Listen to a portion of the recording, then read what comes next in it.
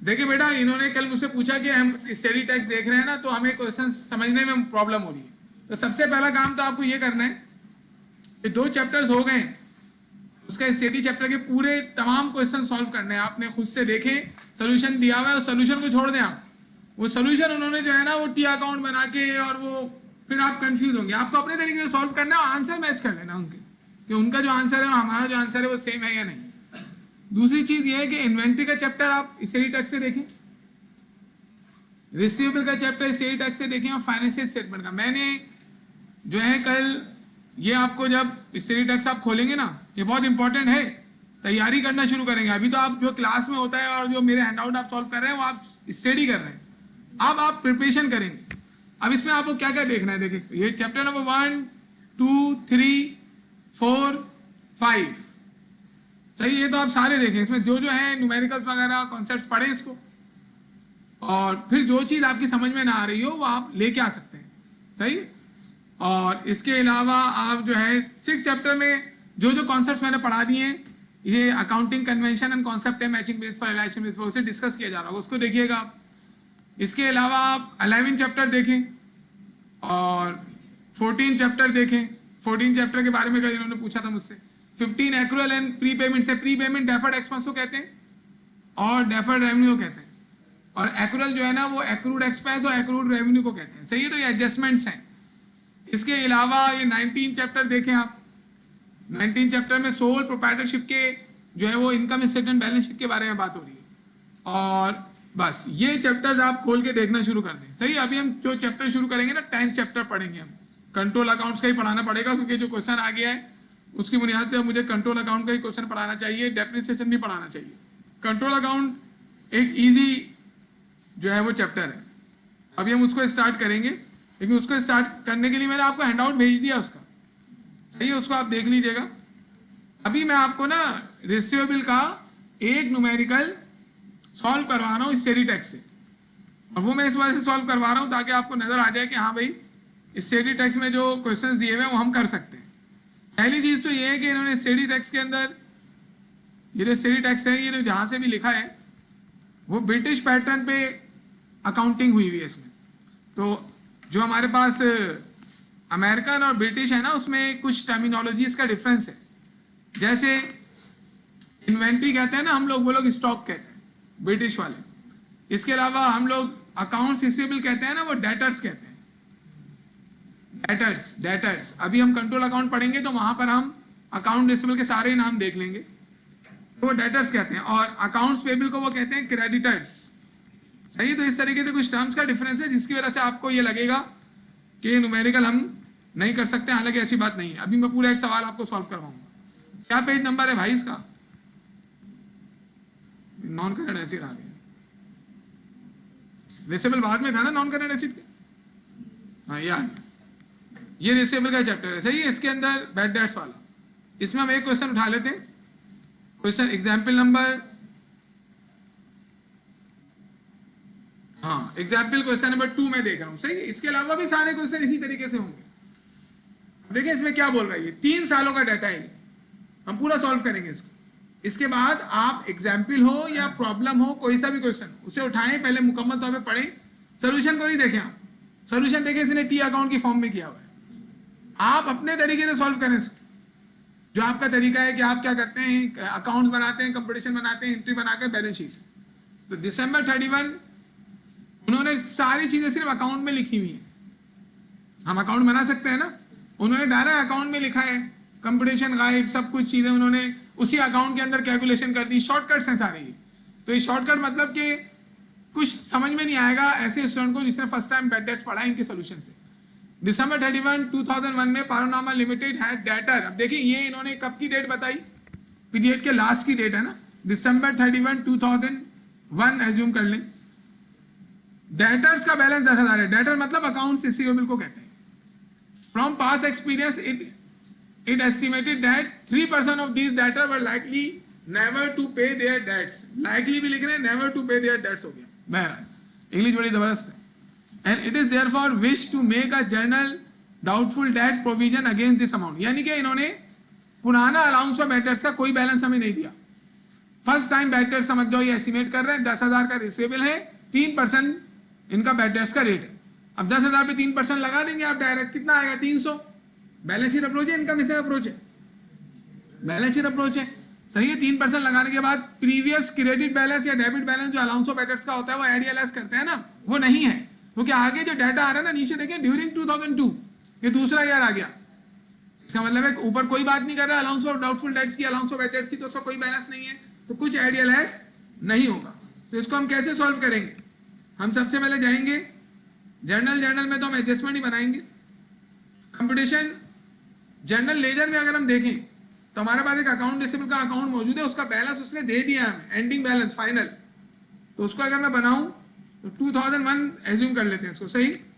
और दिसंबर, देखिए कितना आसान क्वेश्चन है, सिर्फ डेटा लिखा होने की वजह से आप अकाउंट रिसीवेबल ढूंढ रहे हैं और उसने डेटा लिखा हुआ है, इस वजह से आपको थोड़ा। और अभी हम जब कंट्रोल अकाउंट पढ़ेंगे ना तो सारे रिसीवेबल और पेबल की जो सिमिलर टर्म्स होंगी वो सारी आपके सामने आ जाएंगी।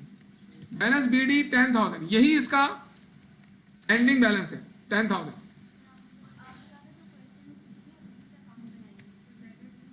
डेटा ही लिखेंगे, फॉर्मेट असल में पुराना फॉर्मेट बना हुआ है ना, मैंने उसी में से चीजों को मिटा दिया। डेटर्स, अब इसका अगर मैं बैलेंस करूं तो इसका यही बैलेंस आ जाएगा ना, कितना बैलेंस आ जाएगा 10,000। अब अगर मैं ऐसी 10,000 बैलेंस लिख रहा हूं, यहां भी 10,000, यहां भी 10,000 आ जाएगा, और यहां पे लाइन के ऊपर 10,000 लिखकर यहां लिख देंगे बैलेंस बीडी सीडी, ये सही है। और सामने यहां पे डेट लिखेंगे 2001 दिसंबर 31, और यही बैलेंस यहां पर 10,000 बैलेंस बीडी, और यहां डेट आ जाएगी 2002 Jan 1। ये हमने अकाउंट ऐसे बना दिया। इसके बाद हम कंप्यूटेशन बनाएंगे। अलाउंस फॉर बैड डेट्स में कुछ भी मौजूद नहीं है। अभी अलाउंस फॉर बैड डेट्स को क्या नाम दे रहा है, डाउटफुल डेट्स वगैरह बोल रहा है, ये सही है, तो हम भी डाउटफुल डेट्स बोल देते हैं। अलाउंस फॉर डाउटफुल डेट्स में पहले से कोई बैलेंस नहीं मौजूद, पहले पैराग्राफ में कुछ भी नहीं लिखा हुआ, तो हम कुछ भी नहीं लिखेंगे, हम आगे डायरेक्ट कंप्यूटेशन बनाएंगे। ये कंप्यूटेशन कौन से ईयर का है, फॉर 2001, सही है भाई, 2001 का हम बना रहे हैं कंप्यूटेशन। क्या पॉलिसी लिखेंगे, estimated bad debts are 3% of year end account receivable. अब आप परसेंटेज लगा दें, estimated allowance for bad debts, बेटा कैसे आएगा, 10,000 पर अप्लाई कर दे 3%, जी कितना अमाउंट आ गया 300 रुपए। और ये पुराना अलाउंस ऑफ बैड डेट्स कुछ भी नहीं है, तो यही 300 रुपए हमारा बैड डेट्स एक्सपेंस हो जाएगा, बैड डेट्स एक्सपेंस। बस ये कुछ भी हमने पुराना बैलेंस ना डेबिट में है ना क्रेडिट में है।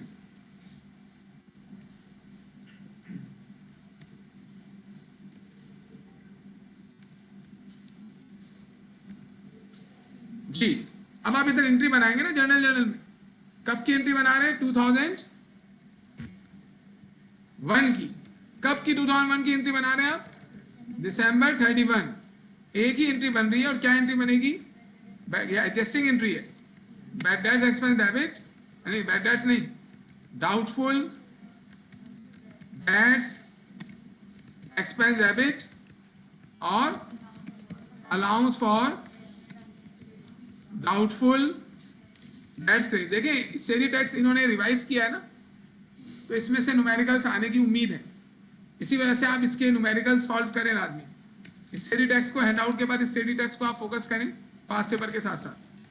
तो रिकॉर्ड एस्टिमेटेड डाउटफुल डेट्स, ये हमने कर लिया। अब इसकी पोस्टिंग करूंगा मैं लेजर में, ये लेजर है मेरा, मैं यहाँ पर पोस्टिंग करूंगा 2001 दिसंबर 31, और यहाँ पोस्टिंग आ जाएगी बैलेंस सॉरी एडजस्टमेंट कितने थे 300।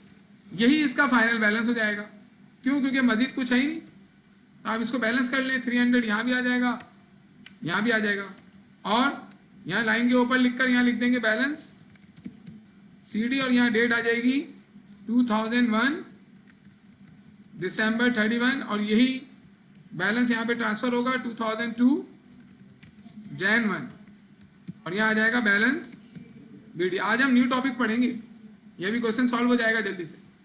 अब अगर मैं बैलेंस शीट बनाऊं ईयर 1 की, अगर बनाऊं तो क्या नाम है इसका? पानोरामा। पानोरामा कंपनी है, पानोरामा क्या लिखा हुआ? सही, लिमिटेड है। लिमिटेड है या कंपनी है? Limited, okay. इसके बाद बैलेंस शीट पार्शियल और कब बन रही है? As on December 31 2001। Current asset में रिसीवेबल आ जाएगा, डेटर, तो इसको डेटर्स ही लिखना है हमें। अब इसमें से लेस करेंगे अलाउंस फॉर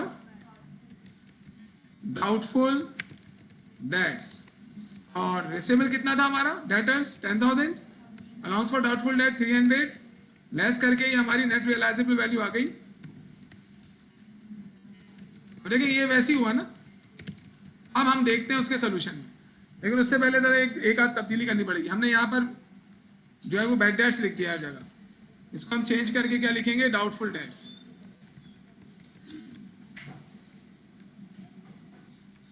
क्लास का टाइम बेटा कितना है? आप लोगों को थोड़े समोसे बहुत अजीज है। बैलेंस एस्टिमेटेड बैड डेट्स की जगह पर क्या आ जाएगा? डाउटफुल डेट्स, और यहां भी डाउटफुल डेट्स लिख देंगे। अब सेकेंड ईयर का देखें आप, इन्होंने एक साथ 3 सालों का काम दे दिया हमें, वो कोई कमाल की बात नहीं है इसको करना, खुद ही कर लेंगे, हो जाएगा। तो देखिए इसके अंदर अब सेकेंड ईयर में क्या बोल रहे हैं? ये बोल रहा है कि सेकेंड ईयर में हमने सेल्स की है 1 लाख की, और कस्टमर से कैश रिसीव हुआ है 94,000, और दोबारा 3% बैड डेट्स करेगा। उसके बाद फिर इन्होंने ड्यूरिंग 2003 कर दिया। अब आपका जो एंडिंग बैलेंसेज आया ना रिसीवेबल के, 10,000 डेटर का एंडिंग बैलेंस है और 300 अलाउंस फॉर डाउटफुल डेट्स का है। ये अगले साल के बिगनिंग बैलेंसेज हो जाएंगे। फिर ये जो 2 एंट्रीज हैं ये बनाएंगे आप। 1 लाख से सेल्स की एंट्री बनाएंगे, 94,000 से आप एंट्री बनाएंगे किसकी? कलेक्शन की, और इसको पोस्ट करेंगे रिसीवेबल में और अलाउंस फॉर डाउटफुल डेट्स में। फिर बैलेंस निकाल के दोबारा कंप्यूटेशन बनेगा एक और। ये मैं करके दिखा देता हूँ, शुरू हो गया तो हम कर लेते हैं इसको। अब हमारे पास देखें ये जो अकाउंट्स मौजूद है ना, ये ईयर 1 के अकाउंट्स थे। मैं इसको यहीं से आगे कंटिन्यू कर सकता हूं, अगर मैं चाहूं तो इसको यहीं पर आगे कंटिन्यू कर सकता हूं। 2 मिनट।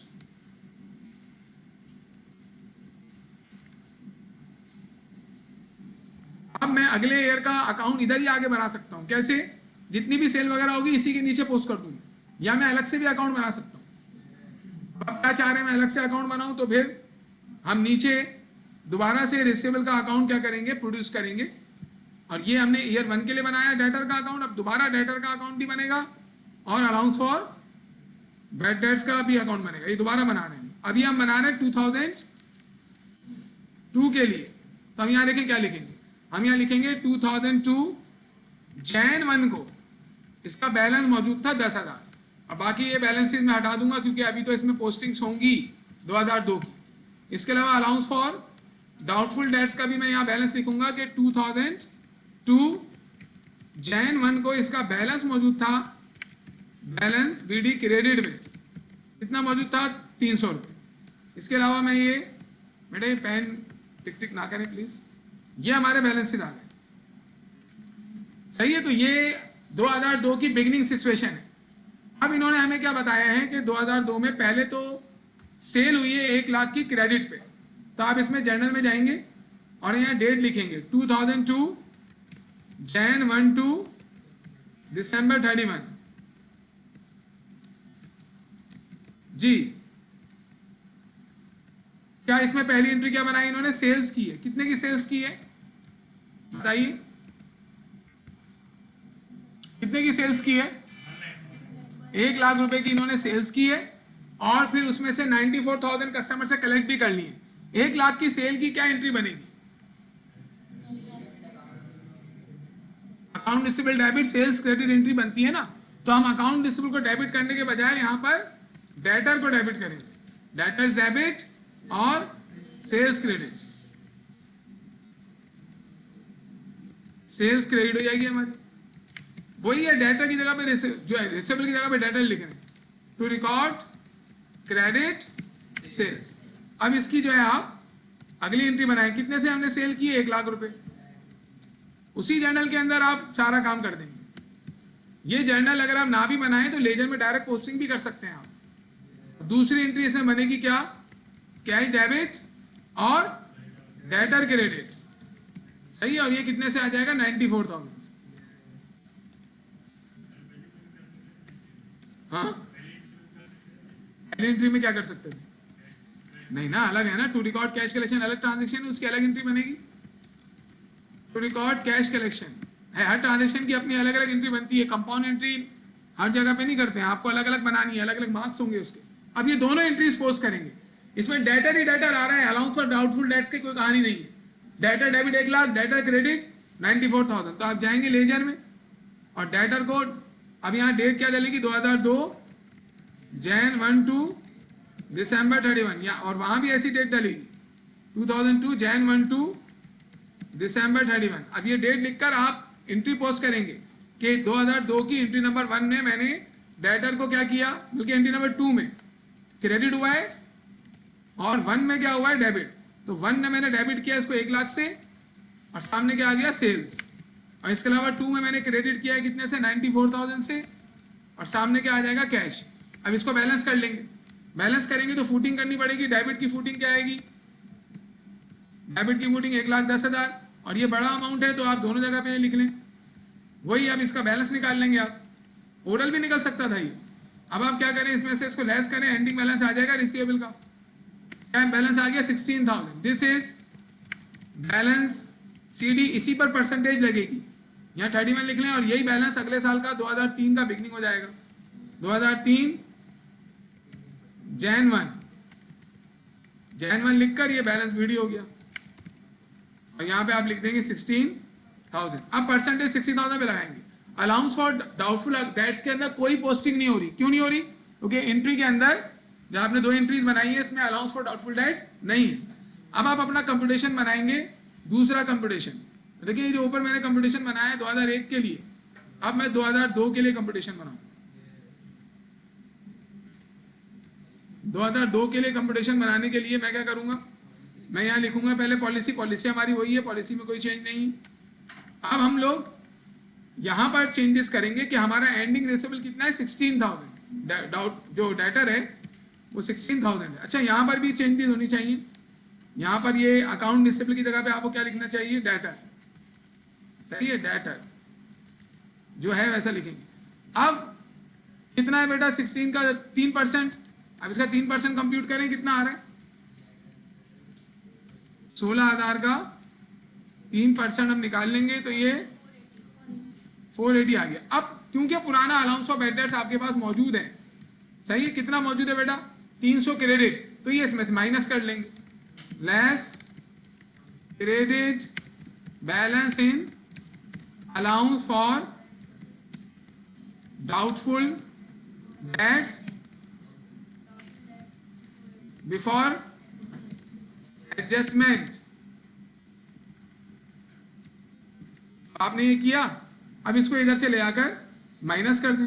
कोई नई चीज नजर आ रही है आपको इसमें, कोई नई चीज नहीं है बस। लेकिन अगर आप इन चीजों को नहीं देखेंगे और पेपर में आपके सामने डायरेक्ट आएगी तो आप परेशान हो सकते हैं। इसी वजह से आप बुक के तमाम क्वेश्चंस को देखें, भले आप राइटिंग में सॉल्व नहीं करें, मुश्किल वाले राइटिंग में करें, बाकी क्वेश्चन देखें, उसके सोल्यूशन को देखें। अभी हम देखते हैं, अब इसका सोल्यूशन देखेंगे हम इसने कैसे किया है। डाउटफुल डेट्स एक्सपेंस, इसने भी ऐसे ही किया, उसने अकाउंट बनाया मत डायरेक्ट। अब ये एंट्री आप बनाएंगे जर्नल में जाके। ये एंट्री आप कब बना रहे हैं, दिसंबर 31 को। दोबारा एंट्री बन रही है कब, अगले ईयर में, 2002 में। क्या एंट्री बनाएंगे आप जी,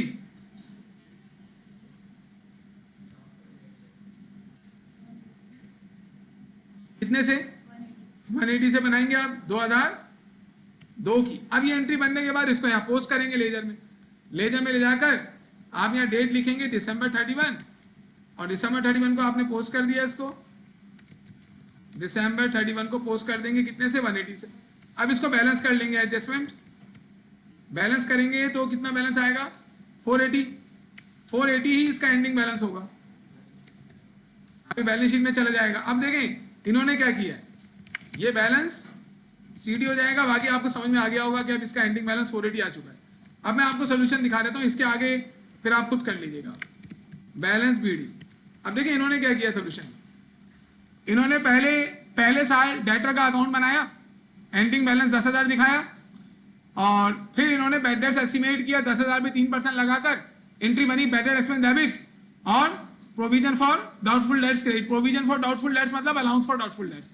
300 से डेबिट किया, 300 से क्रेडिट कर दिया, दोनों अकाउंट ओपन किए। हम लोग एक अकाउंट ओपन करते हैं प्रोविजन वाला, हम बैड डेट एक्सपेंस का अकाउंट ओपन नहीं करते, उसने दोनों कर दिए। 3 अकाउंट, एक डेटर का अकाउंट मौजूद है, परसेंटेज लगाया इन्होंने और एंट्री बनाई, वो एंट्री नजर नहीं आ रही, आप डायरेक्ट अकाउंट में हिट कर दिया इसे। फिर उसके बाद डेटर का अकाउंट बैलेंस किया, तो हम तो बैलेंस करते हैं, इन्होंने भी बैलेंस कर दिया इसको, 10,000 इसका 2002 का बिगनिंग बैलेंस हो गया। ये इन्होंने अजीब ही तरीके से बनाया है। बहरहाल फिर ये आप 2002 में आ गए, ये 2001 के अंदर ना बैड डेट एक्सपेंस के अकाउंट को इन्होंने क्लोज किया है। क्लोज करने का मतलब है डेबिट में 300 था ना, देखिए बैड डेट एक्सपेंस का अकाउंट डेबिट में 300 था, ये इन्होंने क्रेडिट करके इसको क्लोज कर दिया। प्रॉफिट एंड लॉस अकाउंट लिखा है यहाँ पर, bad debt expense credit, income summary debit. Income summary जगह पे 3 टाइटल यूज कर सकते हैं आप, income summary, expense and revenue summary and profit and loss account. तो इन्होंने बैड डेट एक्सपेंस को क्लोज किया, क्लोजिंग एंट्री बना के बैड डेट एक्सपेंस क्रेडिट और profit and loss account debit, ये इन्होंने पोस्टिंग की है इसकी। फिर अलाउंस फॉर डाउटफुल डेट्स का बैलेंस कर दिया इन्होंने, 300 क्रेडिट में था, फिर डेबिट में सीडी लिखा और क्रेडिट में बीडी लिखा, ये तो करते हैं हम।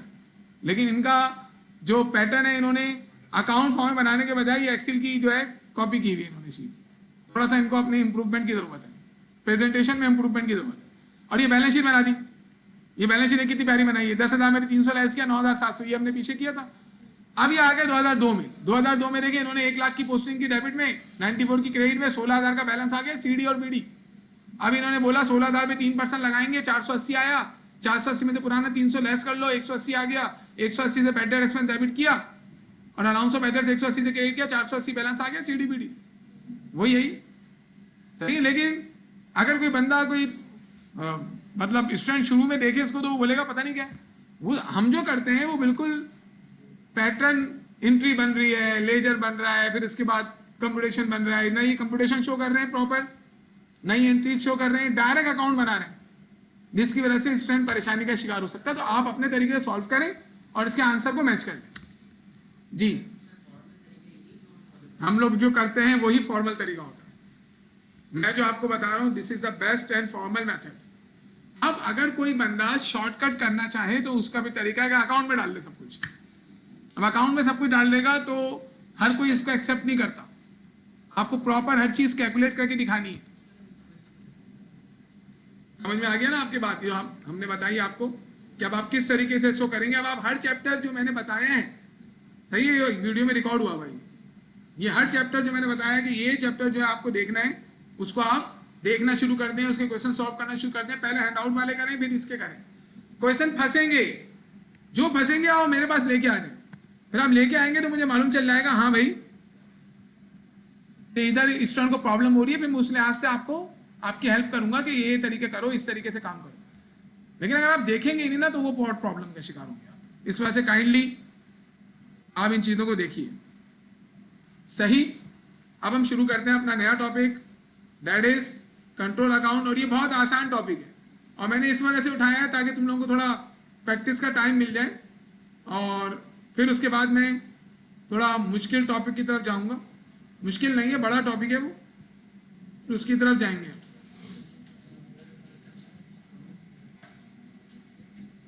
ओके,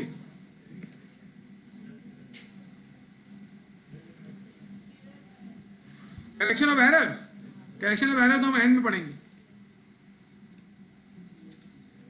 ओके भाई, मैंने आपको हैंडआउट भेजा है, आप लोग हैंडआउट निकालिए। एक हैंडआउट मैंने आपको सेंड किया कंट्रोल अकाउंट का। कंट्रोल अकाउंट असल में जनरल लेजर के अकाउंट को कहते हैं। कंट्रोल अकाउंट किसको कहते हैं? जनरल लेजर के अकाउंट को। और जनरल लेजर के बारे में आप क्या जानती हैं?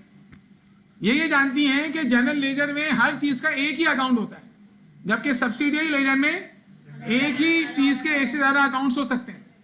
तो अभी हम कंट्रोल अकाउंट पढ़ रहे हैं ना, तो बेसिकली दो कंट्रोल अकाउंट इस चैप्टर में आपको पढ़ाए जाएंगे, एक डेटर का मतलब अकाउंट रिसीवेबल का, और एक क्रेडिटर का यानी कि अकाउंट्स पेबल का। और यही दो अकाउंट पढ़ेंगे हम। अभी इन दोनों अकाउंट्स को पढ़ने के लिए ना सबसे आसान तरीका ये है कि इसमें पोस्ट होने वाली तमाम ट्रांजेक्शन्स की एंट्रीज आपको आनी चाहिए। यानी अगर मैं डेटर की बात करूं मतलब अकाउंट्स रिसीवेबल की, तो किन किन ट्रांजेक्शन्स में अकाउंट रिसीवेबल डेबिट होता है, किन किन ट्रांजेक्शन्स में अकाउंट रिसीवेबल क्रेडिट होता है, अगर आपको ये पता है तो फिर आप आराम से उसका अकाउंट बना के उसमें पोस्टिंग करके बैलेंसेस उसके फाइंड आउट कर सकते हैं। लेकिन अगर आपको उसकी एंट्रीज नहीं पता कि कौन कौन सी ट्रांजेक्शन की एंट्रीज में अकाउंट रिसीवेबल इन्वॉल्व होता है, तो आपको प्रॉब्लम होगी। अभी तक जो हमने अकाउंटिंग पढ़ी है, हमने काफ़ी सारी ऐसी ट्रांजेक्शन देखी है जिसमें अकाउंट्स रिसीवेबल इन्वॉल्व होता है, अकाउंट्स पेबल इन्वॉल्व होता है। तो अब आपको पता चल गया है कि भाई कहाँ कहाँ अकाउंट्स पेबल और अकाउंट रिसीवेबल की इन्वॉल्वमेंट है। तो अब आपके लिए ये काम आसान हो गया है। शुरू में नहीं पढ़ सकते थे हम इसको। ये देखिए मैंने आपको ये हैंड आउट भेजा है, अब इसमें मैंने सब कुछ लिख के दे दिया है, एवरीथिंग। आपको अगर आप इसे फॉलो करके काम कर लेंगे तो आपका काम आराम से हो जाएगा। इसका ये पेपर में आएगा, कंट्रोल अकाउंट पूछता है वो। देखिए एफएफए में दो अकाउंट बनाएंगे कंट्रोल अकाउंट में, एक अकाउंट पेबल का और एक अकाउंट रिसीवेबल का, बस इसके अलावा नहीं। अकाउंट पेबल का जो अकाउंट है ना उसके 3 नाम है, उसे अकाउंट्स पेबल भी कहते हैं, उसे क्रेडिटर्स भी कहते हैं, और उसे परचेज लेजर अकाउंट भी कहते हैं। परचेज लेजर अकाउंट हेडिंग डली हुई है, परचेज लेजर अकाउंट। 3 नाम है इसके, purchase ledger account, accounts payable और क्रेडिटर। इसी तरीके से अकाउंट रिसीवेबल के भी 3 नाम है, अकाउंट रिसीवेबल, डेटर्स और सेल्स लेजर अकाउंट। लिख लें आप, अकाउंट रिसीवेबल के 3 नाम है, अकाउंट रिसीवेबल, डेटर्स और सेल्स लेजर अकाउंट। और अकाउंट्स पेबल के भी 3 नाम है, अकाउंट्स पेबल, क्रेडिटर्स और परचेज लेजर अकाउंट। यानी अगर मैं purchase ledger account means accounts payable है, परचेज लेजर अकाउंट का मतलब परचेजेस का अकाउंट नहीं है। अब स्टूडेंट इसमें कंफ्यूज होता है, परचेजेस एक अलग अकाउंट है ना, परचेज लेजर अकाउंट मतलब अकाउंट्स पेबल है। जैसे सेल्स लेजर अकाउंट सेल्स का अकाउंट नहीं है, sales ledger account account receivable को कहते हैं। अब स्टूडेंट कंफ्यूज क्यों होता है, क्योंकि वो बोलता है सर सेल्स अकाउंट तो आपने पहले रेवेन्यू का अकाउंट बनाया था। तो यहाँ पे सेल्स लेजर अकाउंट जब बोले तो उसका मतलब रेवेन्यू नहीं है, उसका मतलब अकाउंट्स रिसीवेबल है। सेल्स कौन सा अकाउंट होता है, सिर्फ सेल्स, रेवेन्यू। लेकिन सेल्स लेजर बोल दिया, अब रेवेन्यू नहीं है वो, अब वो अकाउंट रिसीवेबल यानी डेटर का अकाउंट है। परचेजेस कौन सा अकाउंट है, मर्चेंडाइज के जो खरीदते हैं, हाँ ये एसेट या एक्सपेंस दोनों हो सकते हैं। लेकिन परचेज लेजर आ गया तो अब यह परचेज का अकाउंट नहीं है, ये अकाउंट पेबल का अकाउंट। तो मैंने किया यह है कि जितनी मतलब मेरे लिहाज से जितना मेरे दिमाग में आया, जितनी मैक्सिमम ट्रांजेक्शन्स में अकाउंट्स पेबल इन्वॉल्व हो सकता है और अकाउंट्स रिसीवेबल इन्वॉल्व हो सकता है, वो सब एंट्रीज मैंने यहाँ लिख दी है। अब अगर आप इनको पढ़ लें और समझ के याद कर लें तो इनके अलावा शायद ही कोई एंट्री होगी जो कि कंट्रोल अकाउंट में आपके सामने आएंगी। ये एंट्रीज सारी आपको आनी चाहिए। जैसे पहली एंट्री क्या बनी मेरे के, जनरल मैंने बनाया, ऊपर हेडिंग डली हुई है परचेज लेजर अकाउंट, मतलब ये सारी एंट्रीज अकाउंट पेबल की एंट्रीज है। इनमें मौजूद हर एंट्री में आपको अकाउंट पेबल नजर आएगा। देखिए आप पहली एंट्री, मर्चेंडाइज खरीदेंगे तो purchases debit, account payable credit, periodic inventory system, account payable credit हो गया। तो पहली एंट्री जिसकी वजह से अकाउंट पेबल क्रेडिट होता है वो ये है कि कोई एसेट आप परचेज करें, मर्चेंडाइज परचेज करें। दूसरी देखिए account payable debit cash credit, ये एंट्री आपने पहले कभी देखी थी, account payable debit cash credit बहुत मर्तबा देखिए। ये लायबिलिटी की पेमेंट की एंट्री है। ये मैं आपको दोबारा क्यों बता रहा हूं, क्योंकि अब ये एंट्रीज आएंगी और उस वक्त आपको बताना है कि इसकी एंट्री ये बनेगी। तीसरी देखें अकाउंट पेबल की पेमेंट हमने चेक की मदद से की, ये भी आपको पता थी। इसके बाद देखें अगर मैंने अपने सप्लायर को चेक दिया है कि जाओ मेरे बैंक से पैसे निकलवा लो, तो वो क्या करेगा, वो जाएगा और मेरे बैंक में चेक प्रेजेंट करेगा, बैंक उसको पैसे दे देगा, तो मेरा बैंक कम हो जाएगा, मेरी लायबिलिटी भी कम हो जाएगी। तो मैं थर्ड एंट्री बनाऊंगा, थर्ड वाली तो मैं थर्ड वाली एंट्री बनाऊंगा। लेकिन अगर वो चेक लेके गया और मेरे अकाउंट में पैसा नहीं था या किसी और रीजन की वजह से बैंक ने उसे पैसे नहीं दिए, तो चेक ला के मुझे वापस करेगा, जब मुझे चेक लाके वापस करेगा तो मैंने बैंक कम किया था वो तो अब नहीं कम हुआ ना, वो तो उसको वापस मैं बढ़ा दूंगा। और जो मेरी लायबिलिटी कम होकर डेबिट कर दी थी मैंने, वो वापस बढ़ के क्रेडिट हो जाएगी। तो ये जो मेरी थर्ड एंट्री थी मैंने रिवर्स कर दी 4 में। क्यों? क्योंकि जो चेक मैंने सप्लायर को दिया था वो डिसऑनर हो गया, डिसऑनर या बाउंस हो गया, उसकी पेमेंट नहीं की बैंक ने। तो जैसे 4 एंट्री हो गई। इसके बाद देखिए परचेज डिस्काउंट की एंट्री पहले भी आप बना के आ रहे हैं, accountable debit purchase discount credit, return allowance की accountable debit purchase return allowance credit. ये एंट्रीज आपको आती है। इसमें से कौन सी नई एंट्री आई? 5th नहीं 4th डिसऑनर वाली न्यू आई आपके सामने। इसके अलावा वैसे तो अकाउंट पेबल पे आपको कोई इंटरेस्ट देना नहीं होता, शॉर्ट टर्म लायबिलिटीज पे इंटरेस्ट नहीं होता। लेकिन अगर आप इंटरेस्ट चार्ज कर रहे हैं तो अगर मैंने 1 लाख रुपए की गुड्स खरीदी थी तो खरीदते वक्त मैंने क्या एंट्री बनाई थी? Purchase debit accountable credit 1 lakh रुपए। मेरी सप्लायर से बात हुई है कि इस 1 लाख पर मैं उसे इंटरेस्ट भी दूंगा, और फॉर एग्जाम्पल इंटरेस्ट का टाइम जो था वो गुजर गया मतलब वो टाइम पीरियड गुजर गया जिसमें इंटरेस्ट मुझे देना था, तो मैं इंटरेस्ट को रिकॉर्ड करूंगा ना कि मेरा एक्सपेंस हो गया वो। तो उस टाइम मैं इंटरेस्ट एक्सपेंस को डेबिट करके कैश भी क्रेडिट कर सकता हूं अगर मैंने सप्लायर को कैश दे दिया। लेकिन कैश नहीं दिया तो मैं अपनी लायबिलिटी को और बढ़ा लूंगा कि 1 लाख रुपए की लायबिलिटी थी, 1000 रुपए का इंटरेस्ट पे करना है, तो अब मुझे 1 लाख रुपए नहीं देने उसको, 1 लाख 1000 देने, तो अपनी लायबिलिटी को बढ़ा के मजीद क्रेडिट कर लूंगा। तो एंट्री बन जाएगी इंटरेस्ट एक्सपेंस डेबिट और अकाउंट सेबल क्रेडिट। अगर कैश फॉर्म में दे देता, कैश फॉर्म में तो नहीं दूंगा ना, मैंने लायबिलिटी की पेमेंट नहीं की तो इंटरेस्ट की पेमेंट क्यों करूंगा? अभी एक्यूमुलेट करके पेमेंट करूंगा।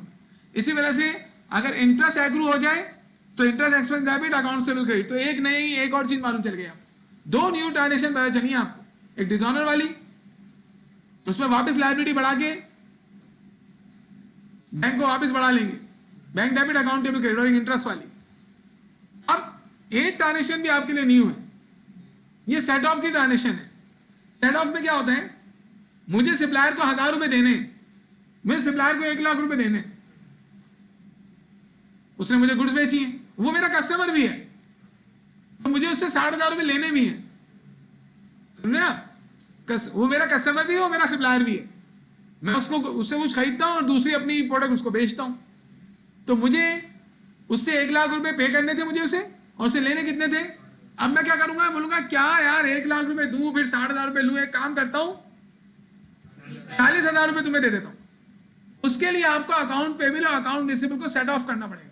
सेट ऑफ करने का मतलब है कि 60,000 रुपए से अकाउंट्स पेबल भी खत्म करेंगे, 60,000 रुपए से अकाउंट्स रिसीवेबल भी खत्म कर देंगे। तो उसके लिए अकाउंट पेबल को कम करने के लिए क्या करूंगा मैं? डेबिट, और अकाउंट रिसीवेबल को कम करने के लिए करूंगा क्रेडिट। कितने से होगा? सिर्फ ये उतने अमाउंट से जो कम है। 1 लाख की लायबिलिटी थी, 60,000 का रिसीवेबल है, तो कम अमाउंट कौन सा है? 60,000, उससे करेंगे आप।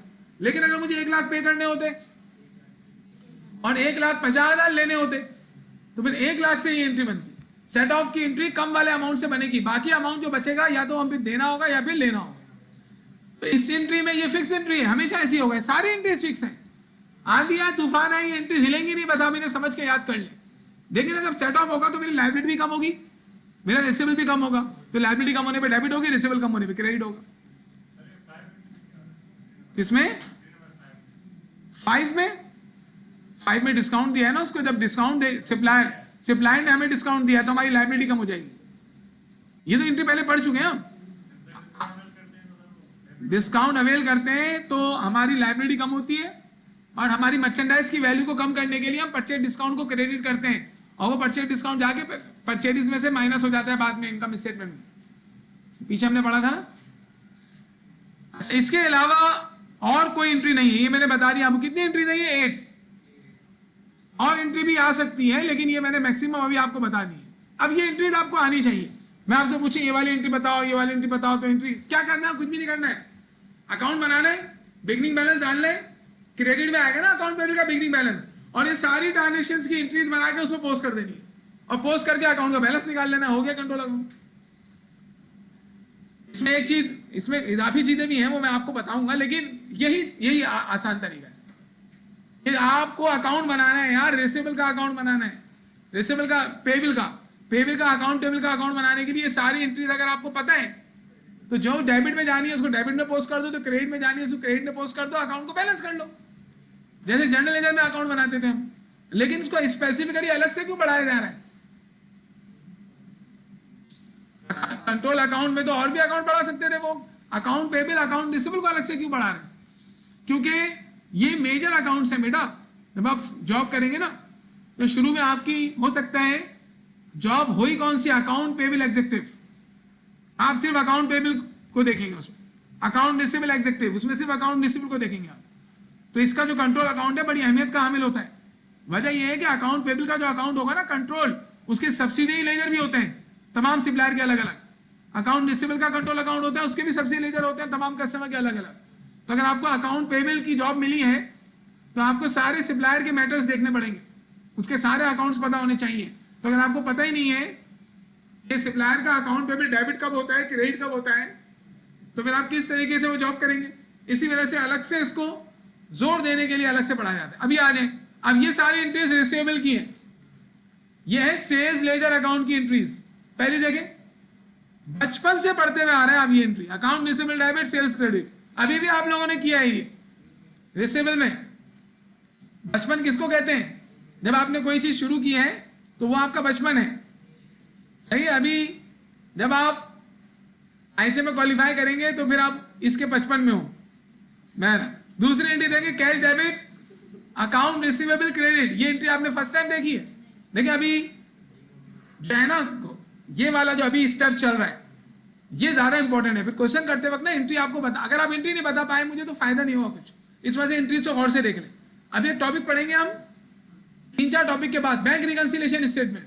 वो टॉपिक ऐसा है कि उसमें जब मैं ये बातें कर रहा हूँ ना उसी में सारी चीजें खत्म हो जाएंगी। जब सवाल आएगा ना कुछ भी नहीं होगा उसमें, वो सारी चीजें जो हमने पहले पढ़ी हुई होंगी उसी की वजह से सब क्वेश्चन सॉल्व हो रहे होंगे, और वो क्वेश्चन आप खुद कर लेंगे अगर आपको वो बातें आती होंगी।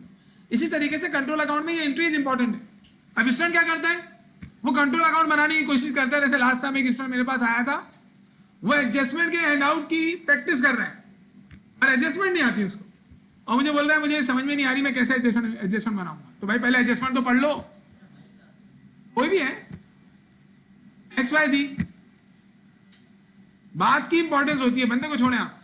इसी तरीके से ना अगर आप एंट्रीज नहीं आती है आपको, आप बैठे कंट्रोल अकाउंट बनाने तो हो जाएगी शाम और गिर जाएंगे दाम, डन डन डन डन। अच्छा भाई ये भी रिकॉर्ड हो गया। अरे दूसरी entry cash debit account receivable credit collection की हो गई। तीसरी भी देखें कलेक्शन की है कि चेक मिला था बैंक में जमा करवा दिया, bank debit account receivable credit. अब इसी तरीके से देखें जो बैंक में हमने चेक जमा करवाया वो अगर डिसऑनर हो गया तो वापस बैंक जो बढ़ाया था उसको क्रेडिट कर देंगे, और जो हमने रिसीवेबल कम किया था उसको बढ़ाकर डेबिट कर देंगे। सेल डिस्काउंट की एंट्री 5वीं आपने पहले भी पढ़ी हुई है, सेल अलाउंस की एंट्री भी पढ़ी हुई है, ये भी 7th वाली भी आपको आती है, राइट ऑफ की एंट्री। हर वो एंट्री लिखी हुई है जिसमें अकाउंट रिसीवेबल आता है। इसके अलावा 8 देखें, 8 ये रीस्टेट होने की एंट्री अभी पढ़ के आ रहे हैं आप, रिकवरी में पढ़ी थी आपने। इसके अलावा अगर रिसीवेबल हमें किसी से पैसे लेने और हमारी बात हुई है कि इंटरेस्ट भी देंगे, तो जब टाइम गुजरेगा तो इंटरेस्ट हमें कलेक्ट करना होगा, यानी हमने अर्न कर लिया होगा ना भाई। Interest is the function of time, when time passes your income is earned. For example मैंने किसी से पैसे लेने और 1 साल गुजर गया, तो अब वो जो इंटरेस्ट मुझे लेना है वो मेरी इनकम बन गई। टाइम गुजरने से इनकम बन जाती है तो मैं इनकम बढ़ा के क्रेडिट करूंगा, लेकिन पैसा नहीं मिला तो रिसीवेबल बढ़ाऊंगा ना। तो इसी वजह से देखिए अकाउंट रिसीवेबल डेबिट और इंटरेस्ट इनकम क्रेडिट। दूसरे इंटरेस्ट को हम कहां डाल देते हैं, इंटरेस्ट रिसीवेबल में। Interest receivable debit interest income credit, adjustment number 4 accrued की एडजस्टमेंट थी ना कि इनकम अर्न हो गई है लेकिन रिसीव नहीं हुई।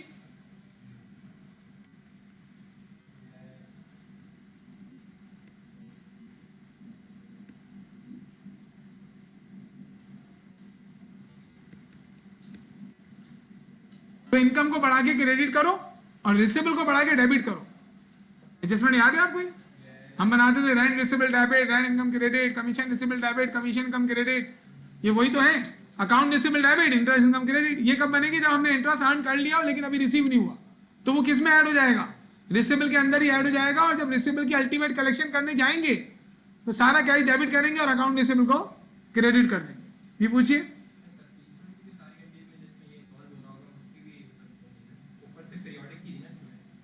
हाँ तो उसमें अकाउंट पेबल तो वही आएगा ना, परपेचुअल हो या पेरियोडिक हो, दूसरे वाले टाइटल चेंज होंगे।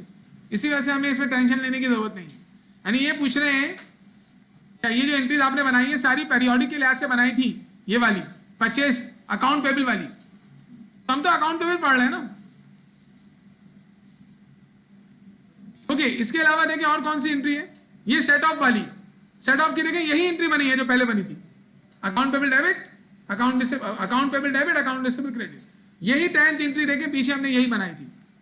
सेट ऑफ की एंट्री दोनों जगह क्यों आ रही है, क्योंकि अकाउंट टेबल में भी इन्वॉल्व हो रही है, अकाउंट रिसीवेबल में भी। तो देखिए पहले पेज पे जो एंट्रीज है ना सारी अकाउंट पेबल की एंट्रीज है, सेकंड पेज पे जो एंट्रीज है वो सारी किसकी एंट्रीज है। अब गौर से देखिएगा, मैंने क्या किया, मैंने इन्हीं एंट्रीज का लेजर बनाया है। ये देखिए अकाउंट बना हुआ है, हेडिंग क्या डली हुई है, sale ledger account, account receivable. आप अपने पास खोलें इस हैंडआउट को, हैंडआउट को खोलें जल्दी से, हैंडआउट का पेज नंबर 2 निकालें। हैंडआउट भेजा ना बेटा, अगर आपके पास नहीं है किसी के साथ आप शेयर करें।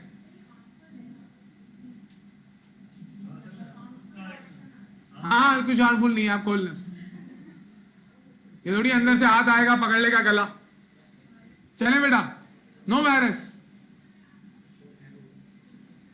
अगर वायरस किस चीज का वायरस, अच्छा इनके मोबाइल में नहीं आ रहा है, इसका मतलब है मसला, जैसे मैं एक जगह यूएसबी लेके गया, यूएसबी लगाए तो आगे हार्मफुल, फिर भी मैंने जाने दिया, कोई हार्मफुल नहीं था, वो ऐसी कंप्यूटर कभी कभार जो है। बहरहाल दूसरा पेज निकाला, दूसरे पेज में कौन सी एंट्रीज है, सारी रिसीवेबल की एंट्रीज है। अब यहां पर देखिए मैंने क्या लिखा, 2022 जनवरी 1 to दिसंबर 31 रिसीवेबल का अकाउंट बना रहा हूं, सेल्स लेजर अकाउंट। मैंने इसमें बिगनिंग बैलेंस लिखा है 1 लाख। ये कहां से आया, ये मैंने अपनी तरफ से लिखा है।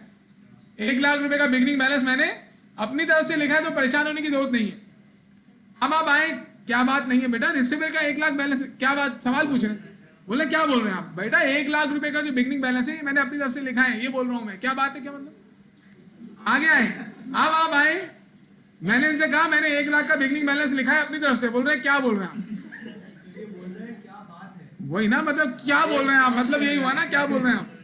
अच्छा चले, अब आप देखें पहली एंट्री में, वाह टमाटर बड़े मजेदार ना, पहली एंट्री में अकाउंट रिसीवेबल डेबिट हो रहा है, देखिए एंट्री में देखें।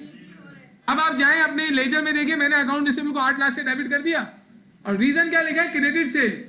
मुझे यार क्या लिखना चाहिए था यहाँ पर, अब देखिए मैंने एक और दफा अकाउंट नीचे बनाया है आपके लिए, सेल्स लिखना चाहिए था, मैंने एक और दफा बनाया है, देखिए दोबारा वही अकाउंट और मैंने सेल्स लिख दिया। यानी आप कंट्रोल अकाउंट में दोनों काम कर सकते हो। पहले तो हम यही करते थे ना, सेल्स ही लिखते थे, सही है, 2 मरतबा मैंने इसी वजह से बनाया है कि सेल्स लिख दो या क्रेडिट सेल लिख के पोस्टिंग कर दो, सही है। अब वापस जाओ ऊपर, मतलब दोबारा रिसीवेबल की एंट्री में देखिए, दूसरी एंट्री में अकाउंट रिसीवेबल क्रेडिट हो रहा है 5 लाख से। अब मैं जाऊंगा, देखिए लेजर में देखिए क्रेडिट में देखिए 5 लाख से आ रहा है, दूसरी एंट्री में कैश कलेक्शन लिखा हुआ है, यहाँ पे आना क्या चाहिए था, कैश। दोबारा नीचे मैंने अकाउंट बनाया, देखिए वहां क्या लिखा हुआ है, 5 लाख के सामने कैश। हाँ, इसके बाद आज जब वो करोगे ना, सोल्यूशन देखोगे तो उसमें दोनों तरीके से हुआ है, इस वजह से मैंने दोनों तरीके दिखा रहा हूं ताकि आप फिर कंफ्यूज ना हो। फिर आप सवाल लेके आ जाएंगे, सर हम तो कैश लिखते हैं, यहाँ तो कैश कलेक्शन लिखा हुआ है। अब आए जरा तीसरे में देखें, तीसरे में अकाउंट रिसीवेबल क्रेडिट हो रहा है 2 लाख से। अब हम जाएंगे लेजर में और आप देखें 2 लाख से मैंने तीसरे में अकाउंट रिसीवेबल क्रेडिट किया, और यहाँ नीचे भी किया है 2 लाख से बैंक, सही है। फिर ऊपर जाए, ऊपर आप देखें, आप अकाउंट को नहीं खोलें, आप सिर्फ एंट्रीज को खोल के रखें, बाकी मैं दोनों चीजें दिखा रहा हूं आपको। अब आप जाएं, चौथे में अकाउंट रिसीवेबल डेबिट हो रहा है 50 से, मैं गया और मैंने चौथी एंट्री में देखा अकाउंट पेबल को 50,000 से डेबिट किया, 4 में लिख दिया डिसऑनर चेक। वैसे इसकी एंट्री क्या बन रही थी, account receivable debit bank credit. अब मैंने यहाँ पे देखें क्या लिखा है, अकाउंट रिसीवेबल को डेबिट किया और सामने क्या लिख दिया, बैंक। फिर दोबारा हमारे जर्नल में अकाउंट रिसीवेबल क्या हो रहा है, क्रेडिट 2000 से, फिर मैं गया और मैंने अकाउंट रिसीवेबल क्रेडिट किया 2000 से। इस तरीके से मैंने सारी एंट्रीज पोस्ट कर दी ऊपर वाली। ये बिगनिंग बैलेंस मैंने अपनी तरफ से लिखा है 1 लाख। फिर ये सारी एंट्रीज पोस्ट करके जैसे अकाउंट को बैलेंस करते हैं ना, कैसे करते हैं, इन सबको सम करेंगे, टोटल 9,61,000 आ गया। यहाँ भी 9,61,000 लिख के क्रेडिट में कम होता है रिसीवेबल में, तो लाइन के ऊपर 2,19,000 बैलेंस, लाइन के नीचे यहाँ पे 2,19,000। ये बन गया हमारा control account. Beginning balance BFBD एक ही बात है और CFCD एक ही बात है। लेजर पढ़ाते वक्त आई टोल्ड यू। अब देखिए ये जो अकाउंट है, अभी हमने सीधा काम किया, ये सीधा काम मतलब हमने बिगनिंग बैलेंस डाला, सारी एंट्रीज पोस्ट कर दी, पेपर में अगर एंट्रीज ना मांगे तो एंट्रीज माइंड में बना के पोस्ट करेंगे आप और अकाउंट का बैलेंस निकाल देंगे। सही इसी तरीके से देखिए मैंने यहाँ पर जो अकाउंट पेबल का अकाउंट बनाया है ना उसमें ही मैंने यही किया है। ये देखिए क्रेडिट में बिगिनिंग बैलेंस नजर आ रहा है ना 1 लाख, पेबल का बैलेंस बिगिनिंग क्रेडिट में आता है। फिर मैंने वो जो पेबल की फर्स्ट पेज पर एंट्रीज बनाई थी वो सारी पोस्ट कर दी, इसको देख लेना। फिर मैंने इसको ही बैलेंस कर दिया, 2,29,000 बैलेंस आ गया। इसको भी मैंने 2 दफा बनाया। एक नीचे जो बनाया है ना बिल्कुल एंट्री वाले टाइटल लिखे हुए इसमें, और जो ऊपर बनाया है उसमें मैंने एक्सप्लेन किया हुआ है। अब मामला क्या है, पेपर में क्या होगा, वो आपको बोलेगा कि भाई आप जो है ना रिसीवेबल का अकाउंट बना दो। आप बिगनिंग बैलेंस डालेंगे डेबिट में, सारी एंट्रीज जो जो मौजूद होंगी रिसीवेबल वाली उसकी एंट्रीज माइंड में बना बना के पोस्ट करते रहेंगे, डेबिट क्रेडिट बैलेंस निकाल लेंगे, हो गया लेजर का अकाउंट। एक तरीका तो ये है तो आपसे बोले कि भाई आप कंट्रोल अकाउंट बना दो, लेजर या पेबल, अकाउंट पेबल का या अकाउंट रिसीवेबल का। अब वो तीनों नाम से बोल सकता है, account payable, purchase ledger account, creditor. आपको पहचानना है कि भाई क्या बोल रहा है वो। अब ये सबसे आसान मेथड है कंट्रोल अकाउंट का कि वो आपसे डायरेक्ट बोले कि मुझे लेजर बना के दे दो। लेकिन एक और चीज इसमें पूछता है वो चीज ये है कि वो बोलता है कि भाई मुझे ना क्रेडिट सेल्स नहीं मालूम, और वो बिगिनिंग एंडिंग दोनों बैलेंसेस दे देता रिसीवेबल के। और से देखिएगा जरा, बिगिनिंग बैलेंस भी दे देगा रिसीवेबल का, एंडिंग बैलेंस भी दे देगा। अब मुझे बताइए रिसीवेबल का अकाउंट आपको नजर आ रहा है, इसमें एंडिंग बैलेंस मैंने कहा लिखा हुआ है, ये देखें CF 2,19,000 BF 2,19,000, ये एंडिंग बैलेंस है। एंडिंग बैलेंस रिसीवेबल में 2 जगहों पे लिखा जाता है, लाइन के ऊपर क्रेडिट में, लाइन के नीचे डेबिट में, ये आपको पता है।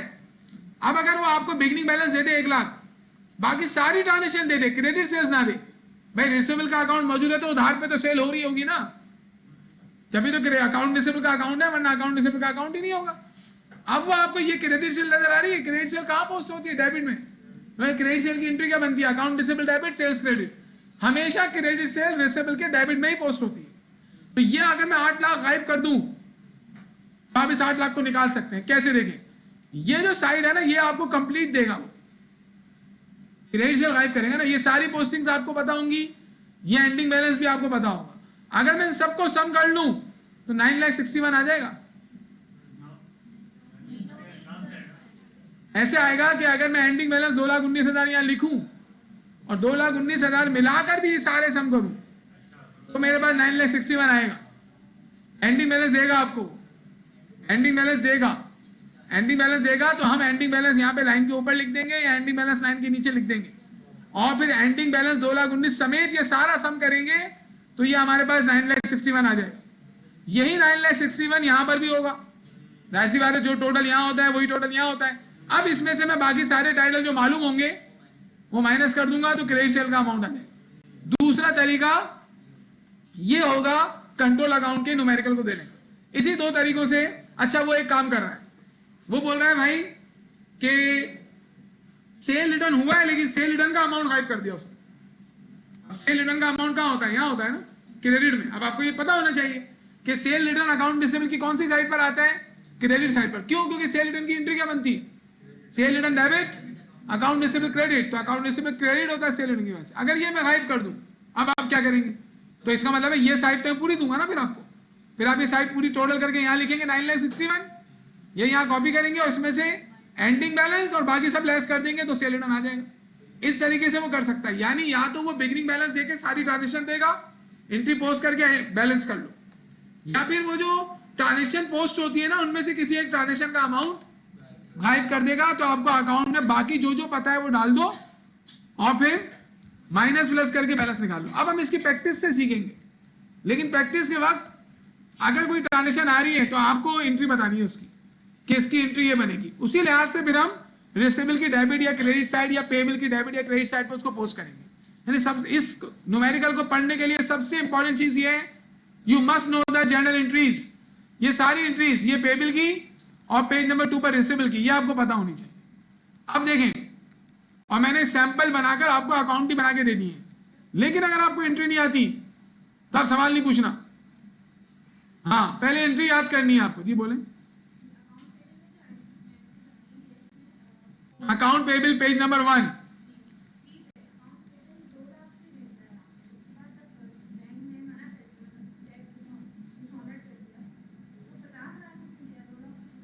क्योंकि ये जो हमने अकाउंट पेबल की पेमेंट की है ना 2 लाख की, 4 कस्टमर्स को की थी, 50,000 रुपए के चेक, 3 पहुंच गए, उनको मिल गए पैसे, चौथा पहुंचा 50,000 रुपए लेके, तो नहीं थे बैंक में पैसे,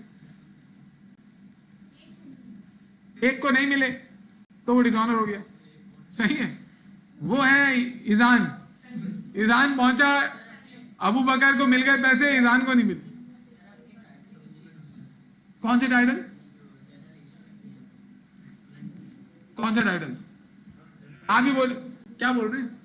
वो मैंने समझाने के लिए इस वजह से किया। ये अभी ईजान ने भी पूछा था कि मैंने लेजर रिसेबल का 2 मरतबा बनाया है, एक ये बनाया है, ये बनाया। सही है, इसमें यहां पर मैंने जो टाइटल्स लिखे ना सारे ये एंट्री से उठा के लिखे, जबकि यहां पर मैंने सेल्स को क्रेडिट सेल लिखा है। वजह यह है कि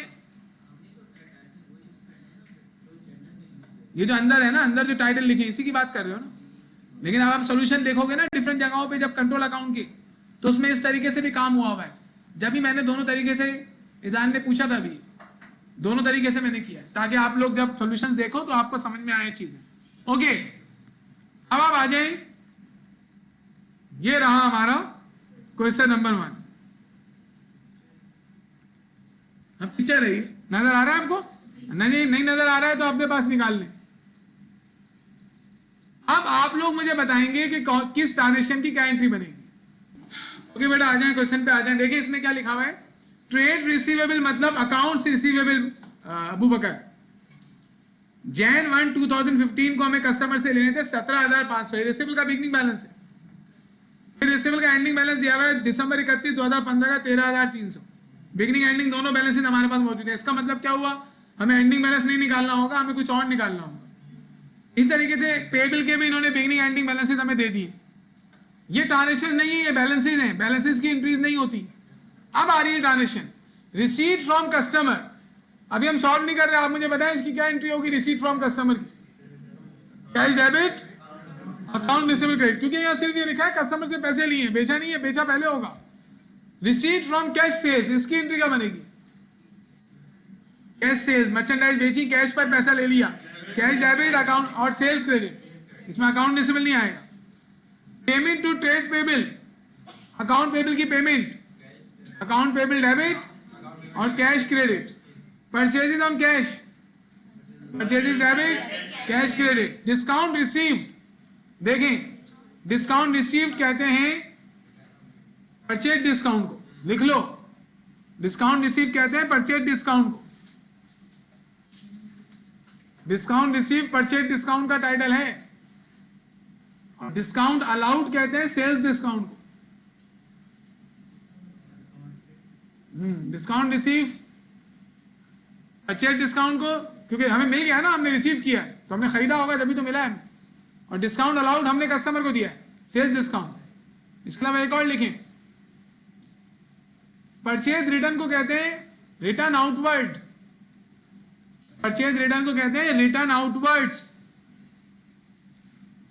अगर आपको ये टर्म नहीं पता, पेपर में आ गई रिटर्न आउटवर्ड, आप बोलेंगे ये तो पढ़ाया नहीं था, हालांकि आपको पता है लेकिन आपने करना ही नहीं है। फिर return inward, sales return. Return inward किसे कहते हैं? सेल्स रिटर्न को।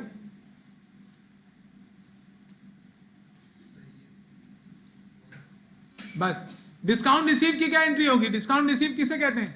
परचेज डिस्काउंट को। परचेज डिस्काउंट की एंट्री क्या होती है? Account payable debit, purchase discount credit. अब आप एंट्री बनाएंगे account payable debit, discount receive credit, यानी परचेज डिस्काउंट की जगह पे डिस्काउंट रिसीव लिख देंगे। सबसे पहले कंट्रोल अकाउंट के लिए उन एंट्रीज को समझ के याद करें, उससे पहले आपको कंट्रोल अकाउंट में क्वेश्चन सॉल्व करने की जरूरत नहीं है, but we can not wait in the class. Discount allowed, sales discount को कहते हैं। क्या एंट्री बनती है सेल्स डिस्काउंट की? Debit, account receivable credit. अब आप क्या बोलेंगे? Discount allowed debit, account receivable credit. Bad debts return off, क्या एंट्री बनती है? Allowance for bad debts debit, account receivable credit. अच्छा, कंट्रोल अकाउंट के बाद ना बैड डेट्स की ब्रिटिश अप्रोच मुझसे करवा लीजिएगा, वो रह गई। Amount transfer from sale ledger account to purchase ledger account, ये सेट ऑफ है। सेल लेजर अकाउंट किसे कहते हैं? अकाउंट रिसीवेबल को। परचेज लेजर अकाउंट किसे कहते हैं? अकाउंट पेबल को। ये बोल रहे हैं सेट ऑफ कर लिया हमने आपस में एक दूसरे अकाउंट से, इसकी एक ही फिक्स एंट्री है। क्या? Account payable debit, account receivable credit. भाई दोनों को कम करना है ना, पेबल भी कम करना है, रिसीवेबल भी कम करना है। पेबल कम होने पर डेबिट होता है, रिसीवेबल कम होने पर क्रेडिट होता है। अब हमें क्या करना है, इसमें रिक्वायर्ड जो लिखी है उसे छोड़े आप, मैं आपको रिक्वायर्ड बता रहा हूं। क्वेश्चन नंबर 1 की रिक्वायर्ड लिखें, क्वेश्चन नंबर 1 की रिक्वायर्ड मैं बता रहा हूं आपको, कैलकुलेट नेट परचेजेस। दूसरा रिक्वायर्ड लिखिए कैलकुलेट नेट सेल्स। अब मुझे बताएं नेट परचेजेस कैसे निकलती है? टोटल परचेजेस में से purchase return purchase discount less करो, टोटल परचेजेस में से। टोटल परचेज कैसे निकलती है? क्रेडिट परचेज और कैश परचेज को सम करके। और इस सवाल में कहीं पे हमें क्रेडिट परचेज नजर आ रही है? क्रेडिट परचेज उधार पे खरीदारी की हो मर्चेंडाइज की, कहीं नजर नहीं आ रहा। इसका मतलब है हमें कैलकुलेट करना पड़ेगा। और क्रेडिट परचेजेस है भी या नहीं है ये कैसे मालूम चलेगा हमें? अकाउंट पेबल मौजूद है, अकाउंट पेबल मौजूद है, इसका मतलब है हमने उधार पे खरीदारी की होगी, जब भी तो लायबिलिटी मौजूद है, लेकिन उन्होंने अमाउंट नहीं दिया हमें, तो हमें क्रेडिट परचेज निकालनी पड़ेगी। क्या इस सवाल में कैश परचेज नजर आ रही है? कहाँ है परचेजेज ऑन कैश? कितना अमाउंट है? 2000 रुपए। भाई गिन लो ना, 1 2 3 4 टाइटल और 4थे नंबर पे टाइटल है, चौथा अमाउंट लेगा 2000। इसका मतलब है पहले नेट परचेज को निकालने के लिए हमें टोटल परचेज निकालनी पड़ेगी। टोटल परचेज में कैश परचेज है, क्रेडिट परचेज है, क्रेडिट परचेज निकालनी होगी पहले। तो क्रेडिट परचेज कौन से अकाउंट की मदद से निकलेगा? अकाउंट पेबल के अकाउंट की मदद से। अब मैं वो आपको निकलवा रहा हूं। ये हमारे पास आ गया अकाउंट पेबल का अकाउंट। देखिए तीनों नाम लिख दिए मैंने यहाँ पे फर्स्ट टाइम के लिए, purchase ledger account, account payable और क्रेडिटर। इनमें से एक नाम यूज करेंगे आप क्वेश्चन के मुताबिक। अकाउंट बनाने का तरीका क्या होता है? सबसे पहले डेट्स लिखे। डेट्स क्या है? 2015 जैन 1 2, बताइए पूरे साल का डाटा है ना ये, दिसंबर 31। ऐसी ही डेट यहां पे भी डाल दें, 2015 जैन 1 2 दिसंबर 31। ये एंट्री अब आप इसके अंदर बिगनिंग बैलेंस लिखेंगे। अकाउंट पेबल का बिगनिंग बैलेंस कहां आता है? डेबिट में, क्रेडिट में? क्रेडिट में। Debit credit? क्रेडिट ना, डेबिट क्रेडिट क्यों बोला? एक स्टूडेंट था उसे क्रेडिट बोलना नहीं आता था, बहुत पुरानी बात है, आई थिंक ये बात होगी 2005 की। वो क्या बोलता था? क्रेडिट। उसे बहुत बोला भाई क्रेडिट नहीं है क्रेडिट है, लेकिन वो उसे बोलना ही नहीं आता था। और ऐसी कहानियां भी करते हैं, डेबिट बोलना है, अब उसे पता नहीं है डेबिट बोलना है क्रेडिट, दोनों बोलते डेबिट क्रेडिट। अभी किसी ने किया था इस तरीके से। तो पेबिल का जो बैलेंस है भाई, लायबिलिटी का बैलेंस नॉर्मल क्रेडिट होता है, तो कहां पे लिखेंगे उसको? क्रेडिट में। अब मैं लिख रहा हूं बैलेंस बीडी, बिगनिंग बैलेंस। अब बिगनिंग बैलेंस देखिए क्वेश्चन में कितना लिखा हुआ है अकाउंट पेबल का, अकाउंट पेबल का बेटा, अकाउंट पेबल का बिगनिंग बैलेंस 18,700। बैलेंस बताया ना, 2 बार 3 बार 50, उससे कुछ भी नहीं पता चलेगा। बैलेंस कितना है? 18,700 नजर आया जनवरी 1 का, तो आप यहाँ लिख देंगे 18,700। ये बड़ा सुकून वाला न्यूमेरिकल है, कुछ भी मसला नहीं है इसमें। अब सारी एंट्रीज जिसमें अकाउंट पेबल आता है ना, उन सबको पोस्ट कर दो। मुझे बताओ क्रेडिट परचेज सवाल में दिया नहीं दिया, लेकिन क्रेडिट परचेजेस तो होगा, क्रेडिट परचेज होगा ना। क्रेडिट परचेजेस बेटा उसने क्रेडिट परचेजेस नहीं दिया कि उधार पे हमने खरीदारी की है, कितने की ये नहीं बताया उसने, पूरे सवाल में कहीं नहीं लिखा हुआ कि उधार पे मर्चेंडाइज कितने की खरीदी है। लेकिन अकाउंट पेबल मौजूद होने का मतलब क्या होता है? उधार पे खरीदारी की होगी ना, जब भी अकाउंट पेबल आया है। अकाउंट पेबल अगर आपने उधार पे खरीदारी ना की हो तो अकाउंट पेबल की मौजूदगी नहीं होगी। तो उसने हमसे क्रेडिट परचेजेस छुपाया हुआ है। आप क्रेडिट परचेज निकालने के लिए आपको पता होगा कि क्रेडिट परचेजेस की एंट्री क्या बनती है। उधार पे खरीदारी करें तो एंट्री क्या बनती है? अल्लाह के बंदो बताओ। Purchases debit, account payable, credit. इसका मतलब है कोई अमाउंट होगा जो यहां आएगा, और यहां पर हम उसके सामने क्या लिखेंगे? एंट्री क्या बनाई? Purchases debit, account payable, credit. ये किसका अकाउंट है? अकाउंट पेबल का अकाउंट है, परचेज का अकाउंट है अकाउंट पेबल, क्रेडिट। तो सामने में क्या लिखूंगा? लेकिन ये परचेज मुझे नहीं पता क्योंकि उसने दिया ही नहीं है। अब मैं सारी चीजें जो दी हुई है ना उनको पोस्ट करूंगा। अब आप जाएं और लाइन से शुरू से ये जो ट्रांजेक्शन दिए ना इनको पढ़े, कौन सी एंट्री में अकाउंट पेबल आ रहा है? थर्ड में 67,000 से अकाउंट पेबल कम हो रहा है, क्या एंट्री बनाएंगे? Account payable debit, cash credit. तो इसको यहां पोस्ट करूंगा ना मैं, अकाउंट पेबल डेबिट करूंगा 67,000 से, और सामने क्या लिखूंगा? कैश। फिर इसके बाद कोई और एंट्री जिसमें अकाउंट पेबल आ रहा हो,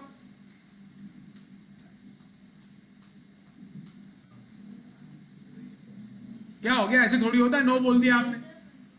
आप अगर सही से पढ़ेंगे नहीं, वो तो आएगा, उससे पहले भी तो पढ़ो।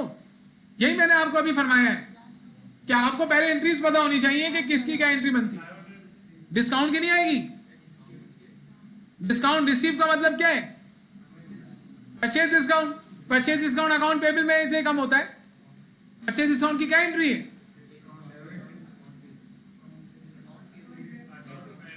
Account payable debit, purchase discount credit. अभी क्या बनाएंगे हम? Account payable debit, discount receive credit.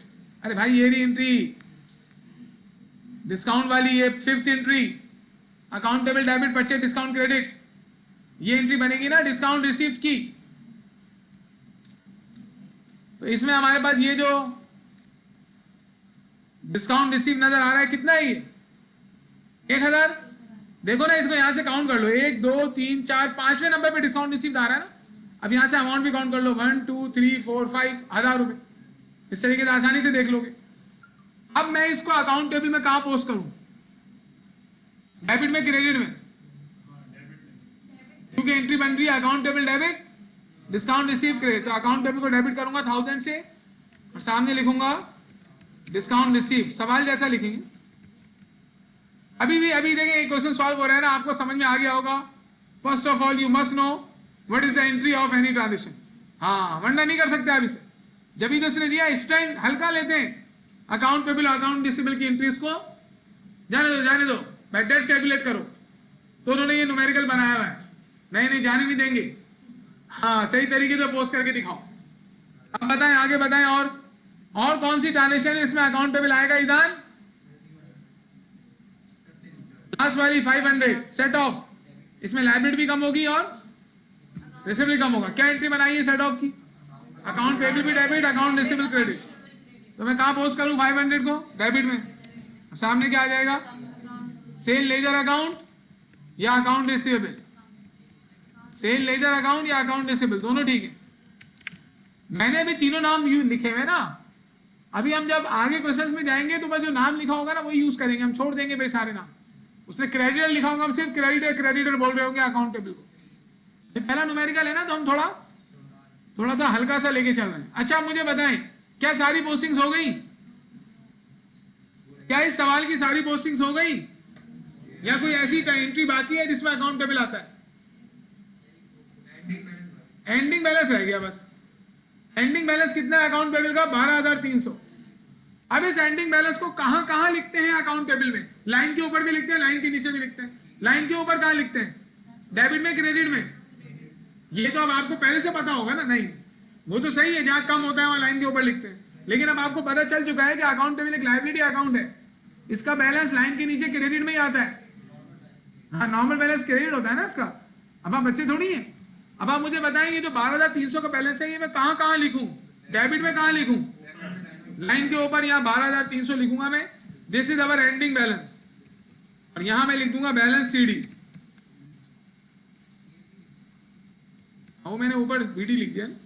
अब यहाँ पे डेट आ जाएगी 31 दिसंबर 31, और यही बैलेंस अकाउंट पेबल की लाइन के नीचे भी आता है। मैं ऐसे डायरेक्ट बैलेंस क्यों लिख रहा हूं? क्योंकि उसने मैंने डायरेक्ट बैलेंस दिया हुआ है ना, तो मैं डायरेक्ट बैलेंस लिखूंगा। डेट क्या आएगी?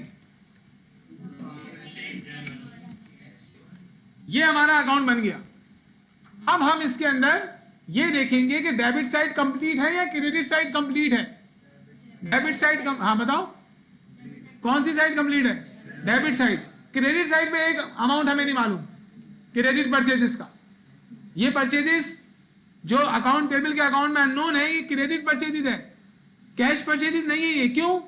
ये कैश परचेजेस क्यों नहीं हो सकती? क्योंकि अकाउंट पेबल में कैश परचेजेस नहीं आती।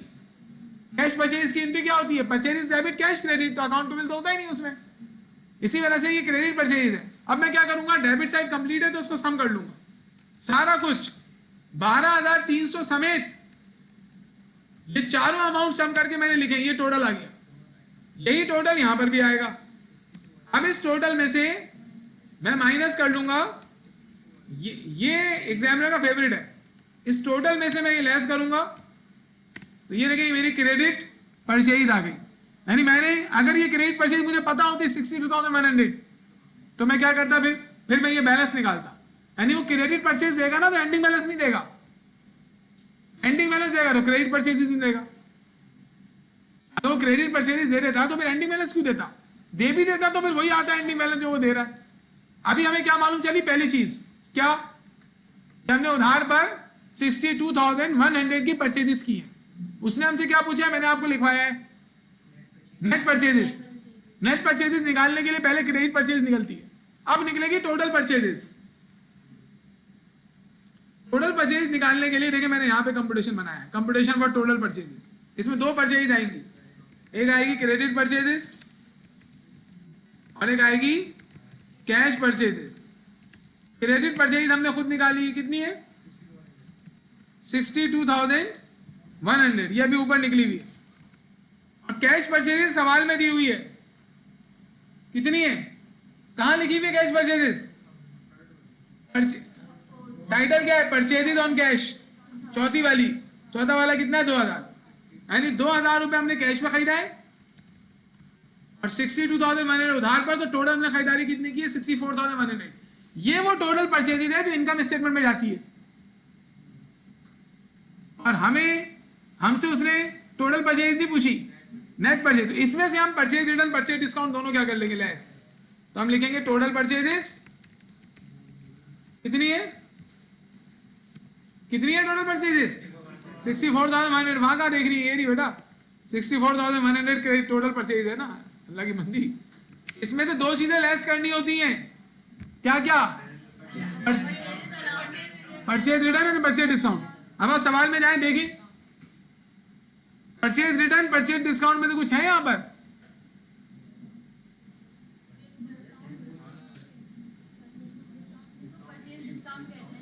क्या है उसका नाम? Discount receive. भाई पेपर में अगर एमसीक्यू पूछ लिया ना उसने बोला कि डिस्काउंट रिसीव का नॉर्मल बैलेंस डेबिट में होता है या क्रेडिट में? 2 नंबर। अब आप सोच रहे हैं डिस्काउंट रिसीव क्या था यार, बताया था, याद नहीं आ रहा यार। डिस्काउंट रिसीव क्या था आपको याद नहीं आ रहा? अरे तो भाई गए 2 नंबर। आपको ये याद करना है डिस्काउंट रिसीव का मतलब क्या है। देखो आसान, मैंने रट्टा थोड़ी लगाया है। डिस्काउंट मिला है या दिया है? रिसीव्ड, मिला है। आपको डिस्काउंट मिल गया, इसका मतलब आपने पेमेंट करनी होगी, जब तो डिस्काउंट मिला है। और पेमेंट क्यों करनी है? आपने खरीदारी की होगी, खरीदारी की होगी, इसका मतलब है परचेज डिस्काउंट हुआ ना। और परचेज डिस्काउंट परचेज की कॉन्ट्रा है, और परचेज डेबिट में होता है तो कॉन्ट्रा एसेट क्रेडिट में होगा, तो परचेज डिस्काउंट क्रेडिट में होता है। नॉर्मल, इसका नॉर्मल बैलेंस है, तो आपको लगाना है कि भाई डिस्काउंट रिसीव का नॉर्मल बैलेंस क्रेडिट में होता है। ऐसे लिंक बना के आपको रट्टे थोड़ी लगाने, समझ के काम को। रट्टा लगाएंगे तो कितना रट्टा लगाएंगे आप? इतना बड़ा एफएफए का सिलेबस है, रट्टा लगाते बैठे हुए, रट्टा नहीं लगेगा। बहुत बड़े कीड़े अजदाए हैं तुम्हारे अंदर, पता नहीं क्या है। अब मुझे बताएं, जिसने भी किया है, अब बताओ असल में क्या हो गया? लेट गए तुम तो, अल्लाह माफ करे। क्या लिखे? नाराज नहीं होना बेटा। डिस्काउंट, अरे भाई मैं ऐसे इधर देखता हूं ना तो इधर देख रहा हूं, सही। डिस्काउंट रिसीव 1,000, ये हमने, अगर रिटर्न नहीं है ना सवाल में, अगर रिटर्न भी होता तो वो भी लेस कर लेते। और उसे क्या लिखता है? परचेज रिटर्न या फिर रिटर्न में रिटर्न आउटवर्ड, ये याद कर लीजिएगा। देखिए ये हमारा आ गया नेट परचेजेस, तो ये हमारा रिक्वायर्ड कंप्लीट हो गया। अब आए, अब हम यही काम कर रहे हैं कि इसमें क्रेडिट सेल्स निकालनी है। क्रेडिट सेल निकालने के लिए रेसिबल की मदद से निकलती है, क्योंकि क्रेडिट सेल्स की एंट्री क्या होती है? Account receivable debit sales credit. तो क्रेडिट सेल अकाउंट रिसीवेबल की डेबिट साइड पे पोस्ट होती है, इसी वजह से अकाउंट रिसीवेबल के अकाउंट की मदद से क्रेडिट सेल निकलती है। और इस सवाल के अंदर क्रेडिट सेल का अमाउंट कहां दिया हुआ? इस क्वेश्चन में क्रेडिट सेल का अमाउंट नहीं दिया हुआ। उधार पे जो सेल किया उसका अमाउंट गिवन ही नहीं है। कैश सेल्स का अमाउंट गिवन है, कितना है? 3,500। अब हम वही काम करेंगे, रिसीवेबल का अकाउंट जनरेट करने के। आइए करते हैं। सबसे पहले बिगनिंग बैलेंस लिखेंगे। पहले डेट लिख लीजिए, क्या डेट है बेटा? ये न्यूमेरिकल थोड़ा सा इस वजह से आपको फेवरेबल है आपके लिए कि आपको एंट्रीज पीछे पड़ी हुई आपने, इसके अंदर भी कॉम्प्लेक्सिटी है, वो आगे आखिरी वाले न्यूमेरिकल्स में देखिएगा। Jan 1 टू December 31, जो टॉपिक चल रहा हो उसकी उसी वक्त प्रैक्टिस भी किया करें। अगर रिसीवेबल को आप 2 हफ्ते बाद उठाएं और प्रैक्टिस अभी ना करें, धुंधला हो जाएगा सब।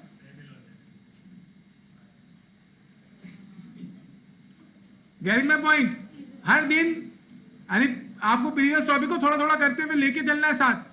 जिस चीज को छोड़ देंगे फिर आपको उसको पेपर के वक्त ना रिवाइज करने के लिए पूरा शुरू से पढ़ना पड़ेगा, शुरू से सारा पढ़ना पड़ेगा। तो बेहतर ये कि हर टॉपिक को थोड़ा थोड़ा हर दिन देखते रहो, थोड़ा थोड़ा। हाँ, एडजस्टमेंट को निकाल के देखें, क्लोजिंग को निकाल के देखें, कभी क्लोजिंग निकाल ली, इस तरीके से टॉपिक्स निकाल के देखते रहें। अल्लाह आपकी मदद फरमाए। 2015 तुम ये समझते हो दुआ में तुम्हें शामिल नहीं किया, तुम्हें सबसे पहले शामिल कर रहा हूं मैं आजकल। अब सबसे पहले इसमें बैलेंस लिखेंगे, बिगिनिंग। रिसीवेबल का बिगिनिंग बैलेंस कहाँ होता है? क्रेडिट में होता है, राइट हैंड साइड में होता है, डेबिट में होता है। सही है, तो हम डेबिट में लिखेंगे। बिगिनिंग बैलेंस कितना है? 17,500। तो आप क्या करेंगे? आप जाएंगे और बैलेंस BD 17,500, बिगिनिंग बैलेंस तो हमने लिख दिया। अब जितने भी ट्रांजेक्शन हैं जिसमें अकाउंट रिसीवेबल डेबिट या क्रेडिट हो रहा है, उन सबकी एंट्रीज बना के पोस्ट करेंगे। जी बताइए, receipt from customer, what is the entry? Cash debit, account receivable credit 1,13,000। तो अकाउंट रिसीवेबल क्रेडिट हो रहा है ना, तो आप क्रेडिट करेंगे 1,13,000 से अकाउंट रिसीवेबल को। अब अगर किसी शख्स को लेजर में कंफ्यूजन है, लेजर बनाने नहीं आते, उसको कंट्रोल अकाउंट गया उसका बेचारे का। जब भी देखिए general ledger, trial balance use हो रहे हैं हर जगह। अभी हम पढ़ेंगे एक टॉपिक सिंगल एंट्री का आगे, नॉन प्रॉफिट ऑर्गेनाइजेशन। वहां पे income statement, balance sheet, adjusting entry, ये सब आ जाएंगे दोबारा। अब उस वक्त कोई बंदा आए बोले भाई मुझे नॉन प्रॉफिट ऑर्गेनाइजेशन पढ़नी है और सिंगल एंट्री पढ़नी है, लेकिन मुझे एडजस्टिंग एंट्री और अकाउंट वगैरह जनरल एंट्रीज नहीं आती, कुछ नहीं हो सकता उसको पहले एडजस्टिंग एंट्री पढ़ के आनी पड़ेगी, क्योंकि उसमें डायरेक्ट एडजस्टिंग एंट्री दी हुई है। तो वो हमारे लिए फायदेमंद क्या है? जिसने एडजस्टिंग एंट्री को पढ़ा हुआ भी है, रिवाइज भी किया हुआ है, कम टाइम में पढ़ लेगा वो। वरना वो जो दूसरा बंदा है वो उसको पढ़ने के लिए पहले एडजस्टिंग पढ़नी पड़ेगी उसको, और वो हर जगह फंस भी रहा होगा फिर। ये लेजर अकाउंट आपके लिए बहुत आसान है अगर आपको एंट्रीज आती है तो। अब बताएं और कोई एंट्री है जिसमें अकाउंट रिसीवेबल आ रहा है?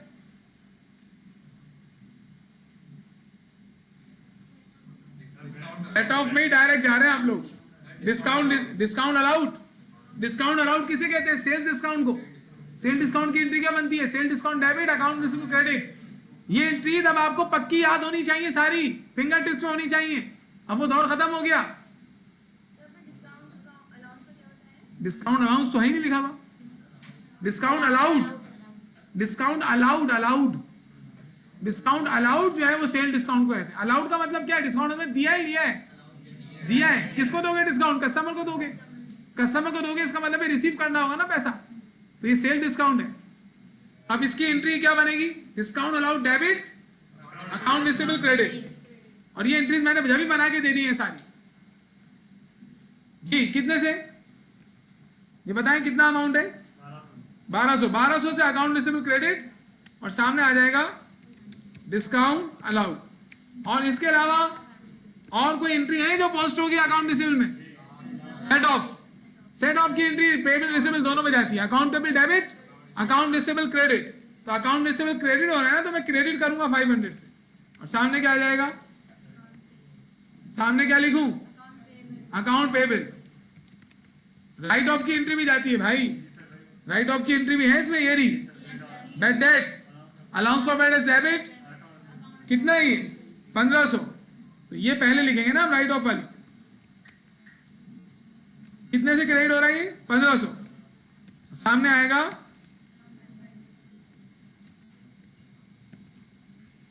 अलाउंस और बैड डेट्स। गुस्से में आ गया, इसको गुस्सा खत्म कर दे। अब देखें, अब आपको मालूम है कि क्रेडिट सेल इस सवाल में नहीं दी हुई।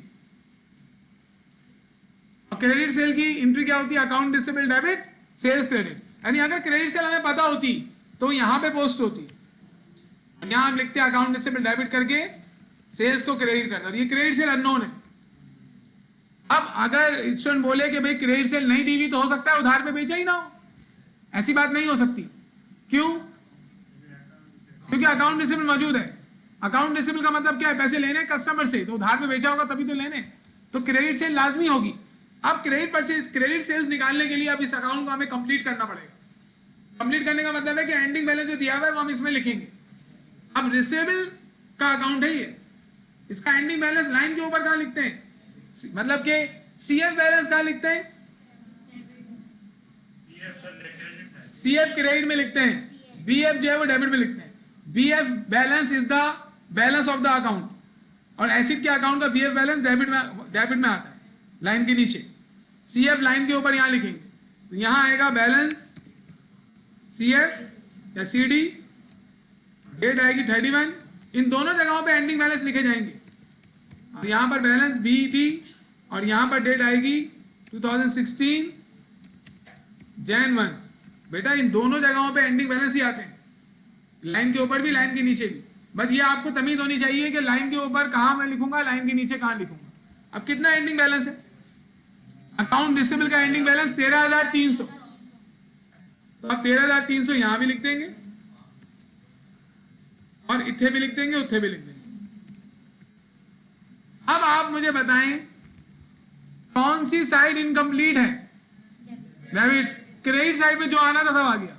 अब आप क्या करेंगे? क्रेडिट साइड को सम कर लेंगे, सारा मतलब कोई सारा तो नहीं है, ये सब मिला के जी।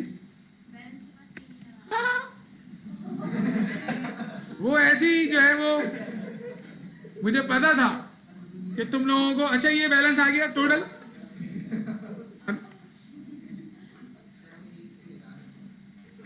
क्या कर रहा है भाई? इनके इलाके में लोग सो रहे होते हैं रात में तो आवाजें आ रही होती, वाह, तो लोग डर के उठ जाते हैं। कितना है? 1,29,500। अब देखिए क्योंकि इसका टोटल हमें मालूम चल गया डेबिट साइड का, तो हम क्या करेंगे? हम इस टोटल में से इसको लेस करेंगे, तो क्रेडिट सेल्स का अमाउंट हमें मालूम चल जाएगा 1,12,000, यानी 1,12,000 की हमने उधार पे सेल की। अब क्या होगा? हमें क्रेडिट सेल तो मालूम चल गई, हमसे उसने क्या पूछा है? Net sales. नेट सेल्स निकालने के लिए टोटल सेल्स निकलेगी।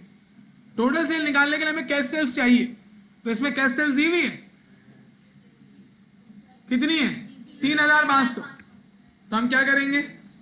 हम यहाँ आएंगे टोटल सेल के कंप्यूटेशन में, हम लिखेंगे क्रेडिट सेल्स में ऐड कर लो क्या? Cash sales. क्रेडिट सेल्स 1,12,000 और ये 3,500, इन दोनों को ऐड कर लिया, टोटल सेल आ गई 1,15,500। अब उसने हमसे नेट सेल्स पूछी है, तो हम चाहते तो इसी कंप्यूटेशन में टोटल सेल में से cell return sale discount less कर सकते थे। अब हम टोटल सेल्स लेंगे और इसमें से लेस कर लेंगे क्या? अब हमारे पास यहां पे सेल रिटर्न तो दिया हुआ नहीं है, सेल रिटर्न के दो नाम है, सेल रिटर्न और रिटर्न इनवर्ट्स नहीं दिया हुआ, लेकिन सेल डिस्काउंट दिया हुआ है, डिस्काउंट अलाउड। तो हम डिस्काउंट अलाउड इधर से लेस कर लेंगे। कितना है? 1,200 रुपए जी। तो 1,200 रुपए पहले टोटल सेल लिखे यहां पर, अब इसमें से लेस कर दें 1,200, ये आपकी आ गई नेट सेल्स 1,14,300।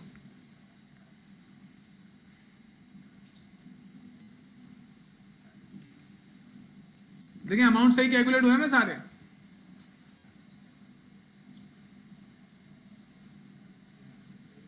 सही, ओके। अब सुने, अब एक इजाफी चीज मैं आपको बता रहा हूं कि आप जो ये काम कर रहे हैं ना, ये वाला, इसको अकाउंट की मदद से भी कर सकते हैं, कंप्यूटेशन फॉर्म में भी कर सकते हैं। ये वाला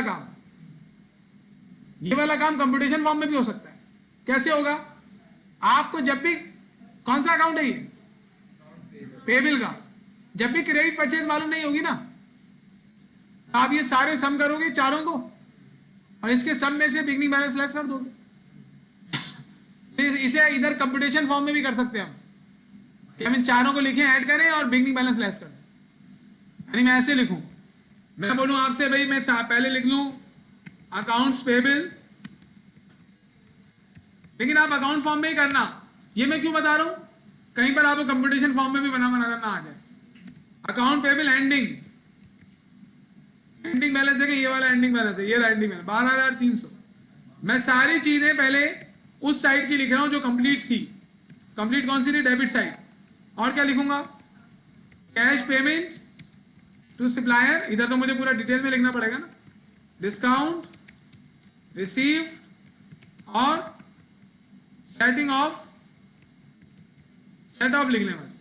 सेट ऑफ है ना वो जो 500 है, इन सबको सम कर लो, क्या क्या आ रहा है 67,000, 1,500, इन सबको ऐड कर लेना। ऐड करके जो आएगा उसे बोल देना सब टोटल। अब इसमें से ये सब टोटल वही आ गया ना 80,000, इसमें से बिगनिंग बैलेंस लेस कर दें, लेस अकाउंट्स पेबल बिगनिंग।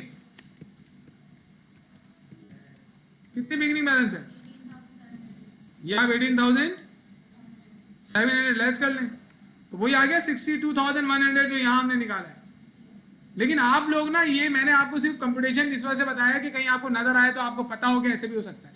आपको बनाना अकाउंट की फॉर्म में ही, आपको क्रेडिट परचेजेज अकाउंट में अकाउंट के तरीके से ही निकालना है। इसके तरीके से निकालना आसान है, बिगनिंग बैलेंस डालो क्रेडिट में, सारी ट्रांजेक्शन पोस्ट करो, एंडिंग बैलेंस लिख के इसको सम करके डेबिट साइड का टोटल निकालो। अभी एक और क्वेश्चन करते हैं हम। तो यहां पर क्रेडिट सेल में भी ऐसी हो सकता है, यहां पर भी आप क्रेडिट सेल कैसे निकालेंगे, ये क्रेडिट वाले सारे टाइटल सम कर लो जी। बताइए क्या क्या है। पहले तो account receivable ending, account receivable ending कितना है 13,300। फिर इसमें आप ये सारी चीजें ऐड कर लें, क्या क्या, कैश कलेक्शन फ्रॉम कस्टमर है, कस्टमर से कैश कलेक्शन हुई है, और डिस्काउंट अलाउड, और राइटिंग ऑफ, और सेट ऑफ। जी बताओ, 1,13,000, 1,200, 1,500 और 500, इसको सम कर लेंगे हम। सम करके टोटल कितना आ गया,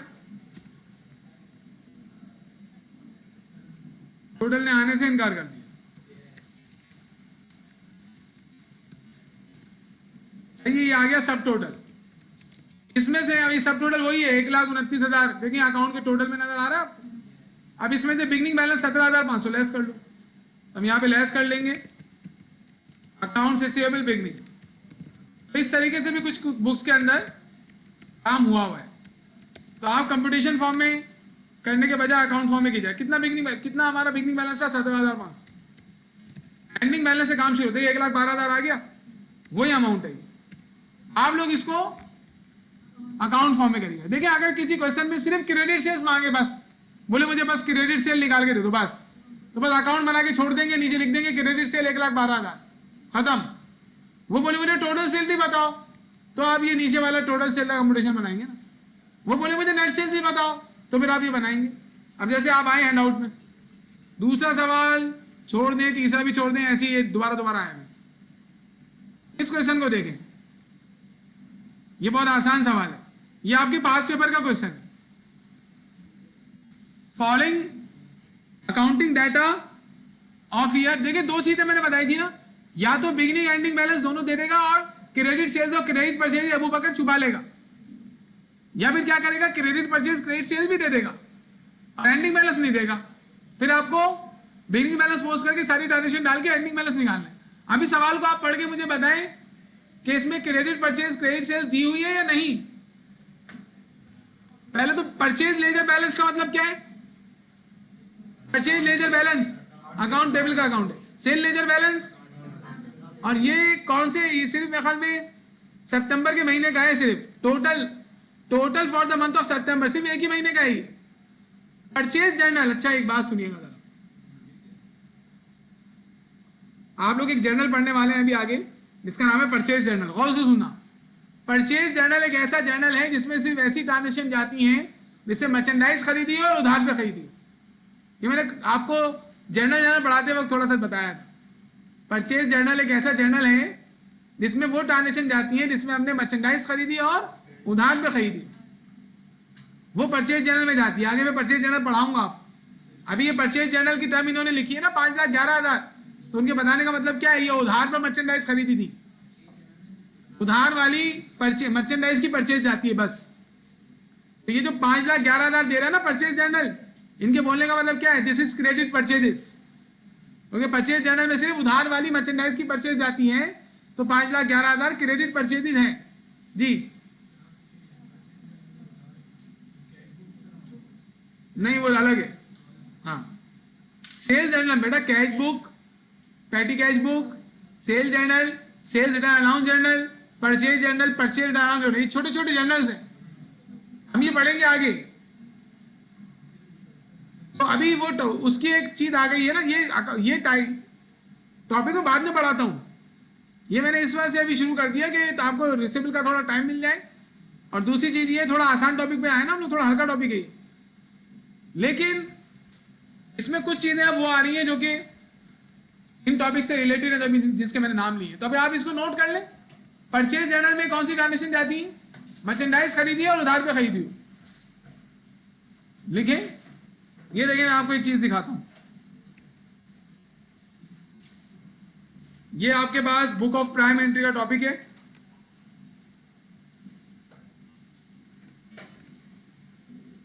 ये देखें बुक ऑफ प्राइम एंट्री हम पढ़ेंगे तो फिर मैं आपको उस टाइम ये स्लाइड शेयर करूंगा। ये सारी जर्नल की काइंड्स हैं, इसमें मैंने यहां पे लिखा हुआ है, देखिए आपको ये काम की चीजें आपकी। इसमें देखिए क्या लिखा हुआ है, परचेज जर्नल में क्या लिखा हुआ है, देखिए all transaction in which merchandise is purchase on credit are recorded. इसका मतलब है क्रेडिट परचेजेस जाती है परचेज जर्नल में, उधार वाली परचेजेस। तो अगर मैं लिख रहा हूं परचेज जर्नल 9 लाख, इसका मतलब ये क्रेडिट परचेजेस है। इसके अलावा सेल्स जर्नल में देखिए आप क्या लिखा हुआ है, all transaction in which merchandise is sold on credit. अगर मैं बोल रहा हूं सेल्स जर्नल 3 करोड़, इसका मतलब है उधार पे मर्चेंडाइज बेची 3 करोड़। इसके अलावा आप आए इसमें देखिए आप sales return and allowance journal, इसमें क्या लिखा हुआ है, all the transaction in which merchandise sold on credit is return from customer.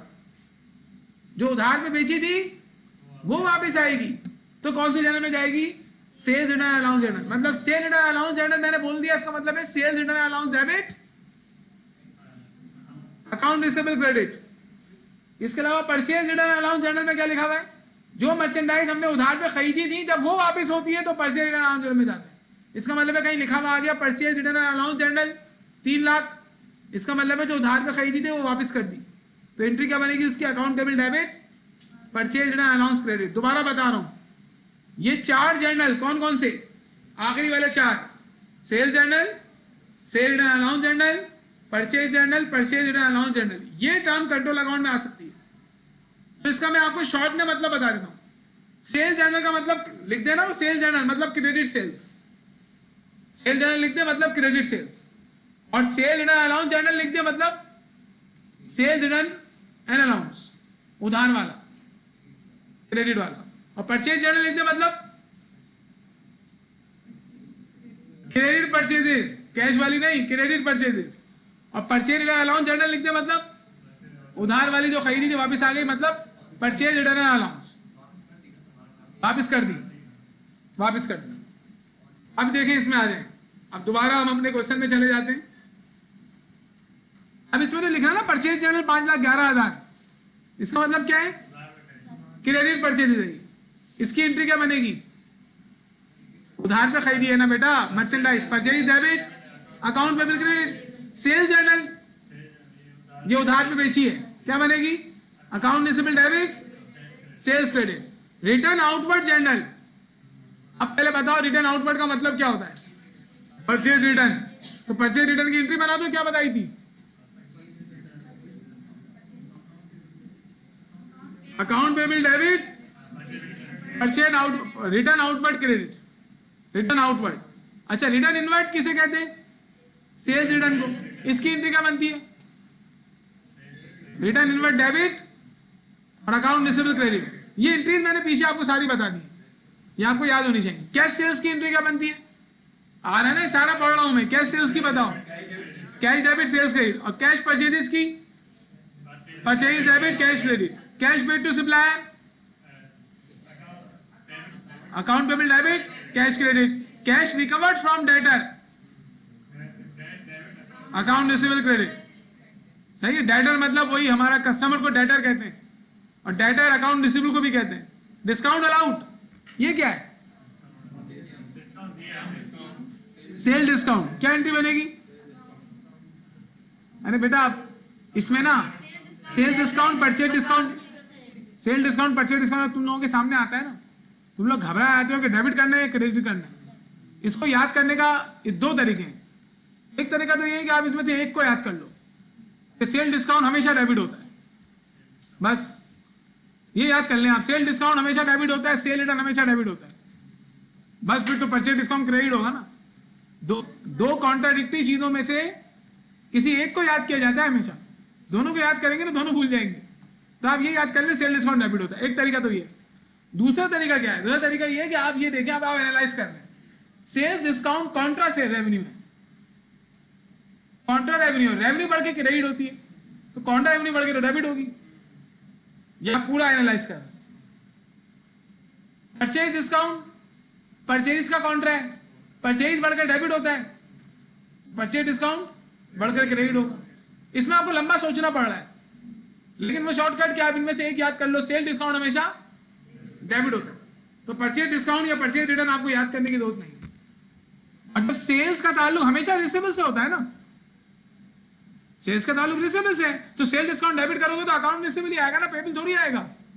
इस तरीके से परचेज डिस्काउंट और परचेज रिटर्न का ताल्लुक, परचेज का ताल्लुक होता ही पेबल से, तो purchase return purchase discount credit कर रहे हो तो डेबिट अकाउंट पेबल ही होगा, रिसीवेबल थोड़ी हो सकता है। Common sense. आपको अगर कुछ ना बताए ना आपके एग्जाम में भी, तो आप पेरियोडिक की एंट्रीज बनाएंगे हर जगह, परपेचुअल की नहीं बनाएंगे। ओके, तो डिस्काउंट अलाउड की एंट्री क्या है? Discount allowed debit account receivable credit, discount received account payable debit, discount received credit. अब देखिए क्या लिखा है, balances on the sale ledger. Sale ledger मतलब account receivable, set off against balances in purchase ledger. Purchase ledger मतलब account payable, या set off की entry बनेगी, account payable debit account receivable credit. अब कल आप मेरे पास आए, अब नीचे, अच्छा इन्होंने एंडिंग बैलेंसेस दिए, आप बताइए बुशरा, एंडिंग में, सॉरी क्या नाम है, नाम, हाँ आपका ही पूछ रहा हूँ बेटा, भेंगा तो नहीं हो ना मैं आपको, आपकी तरफ ही देख रहा हूँ। क्या नाम है? अक्सा बेटा ये बताएं कि इन्होंने एंडिंग बैलेंसेस दिए रिसीवेबल पेबल के? नहीं दिए हुए, इसका मतलब क्या हुआ, हमें एंडिंग बैलेंसेस ही निकालने हैं, क्योंकि क्रेडिट परचेजेस तो दे दिया ना इसने, ये रहा 5,11,000, और क्रेडिट सेल भी दी हुई है 8,61,000। तो अब हम अकाउंट बनाकर, ओके, क्वेश्चन नंबर कौन सा है बेटा? 4। चले अब मुझे आप काम करवाएं।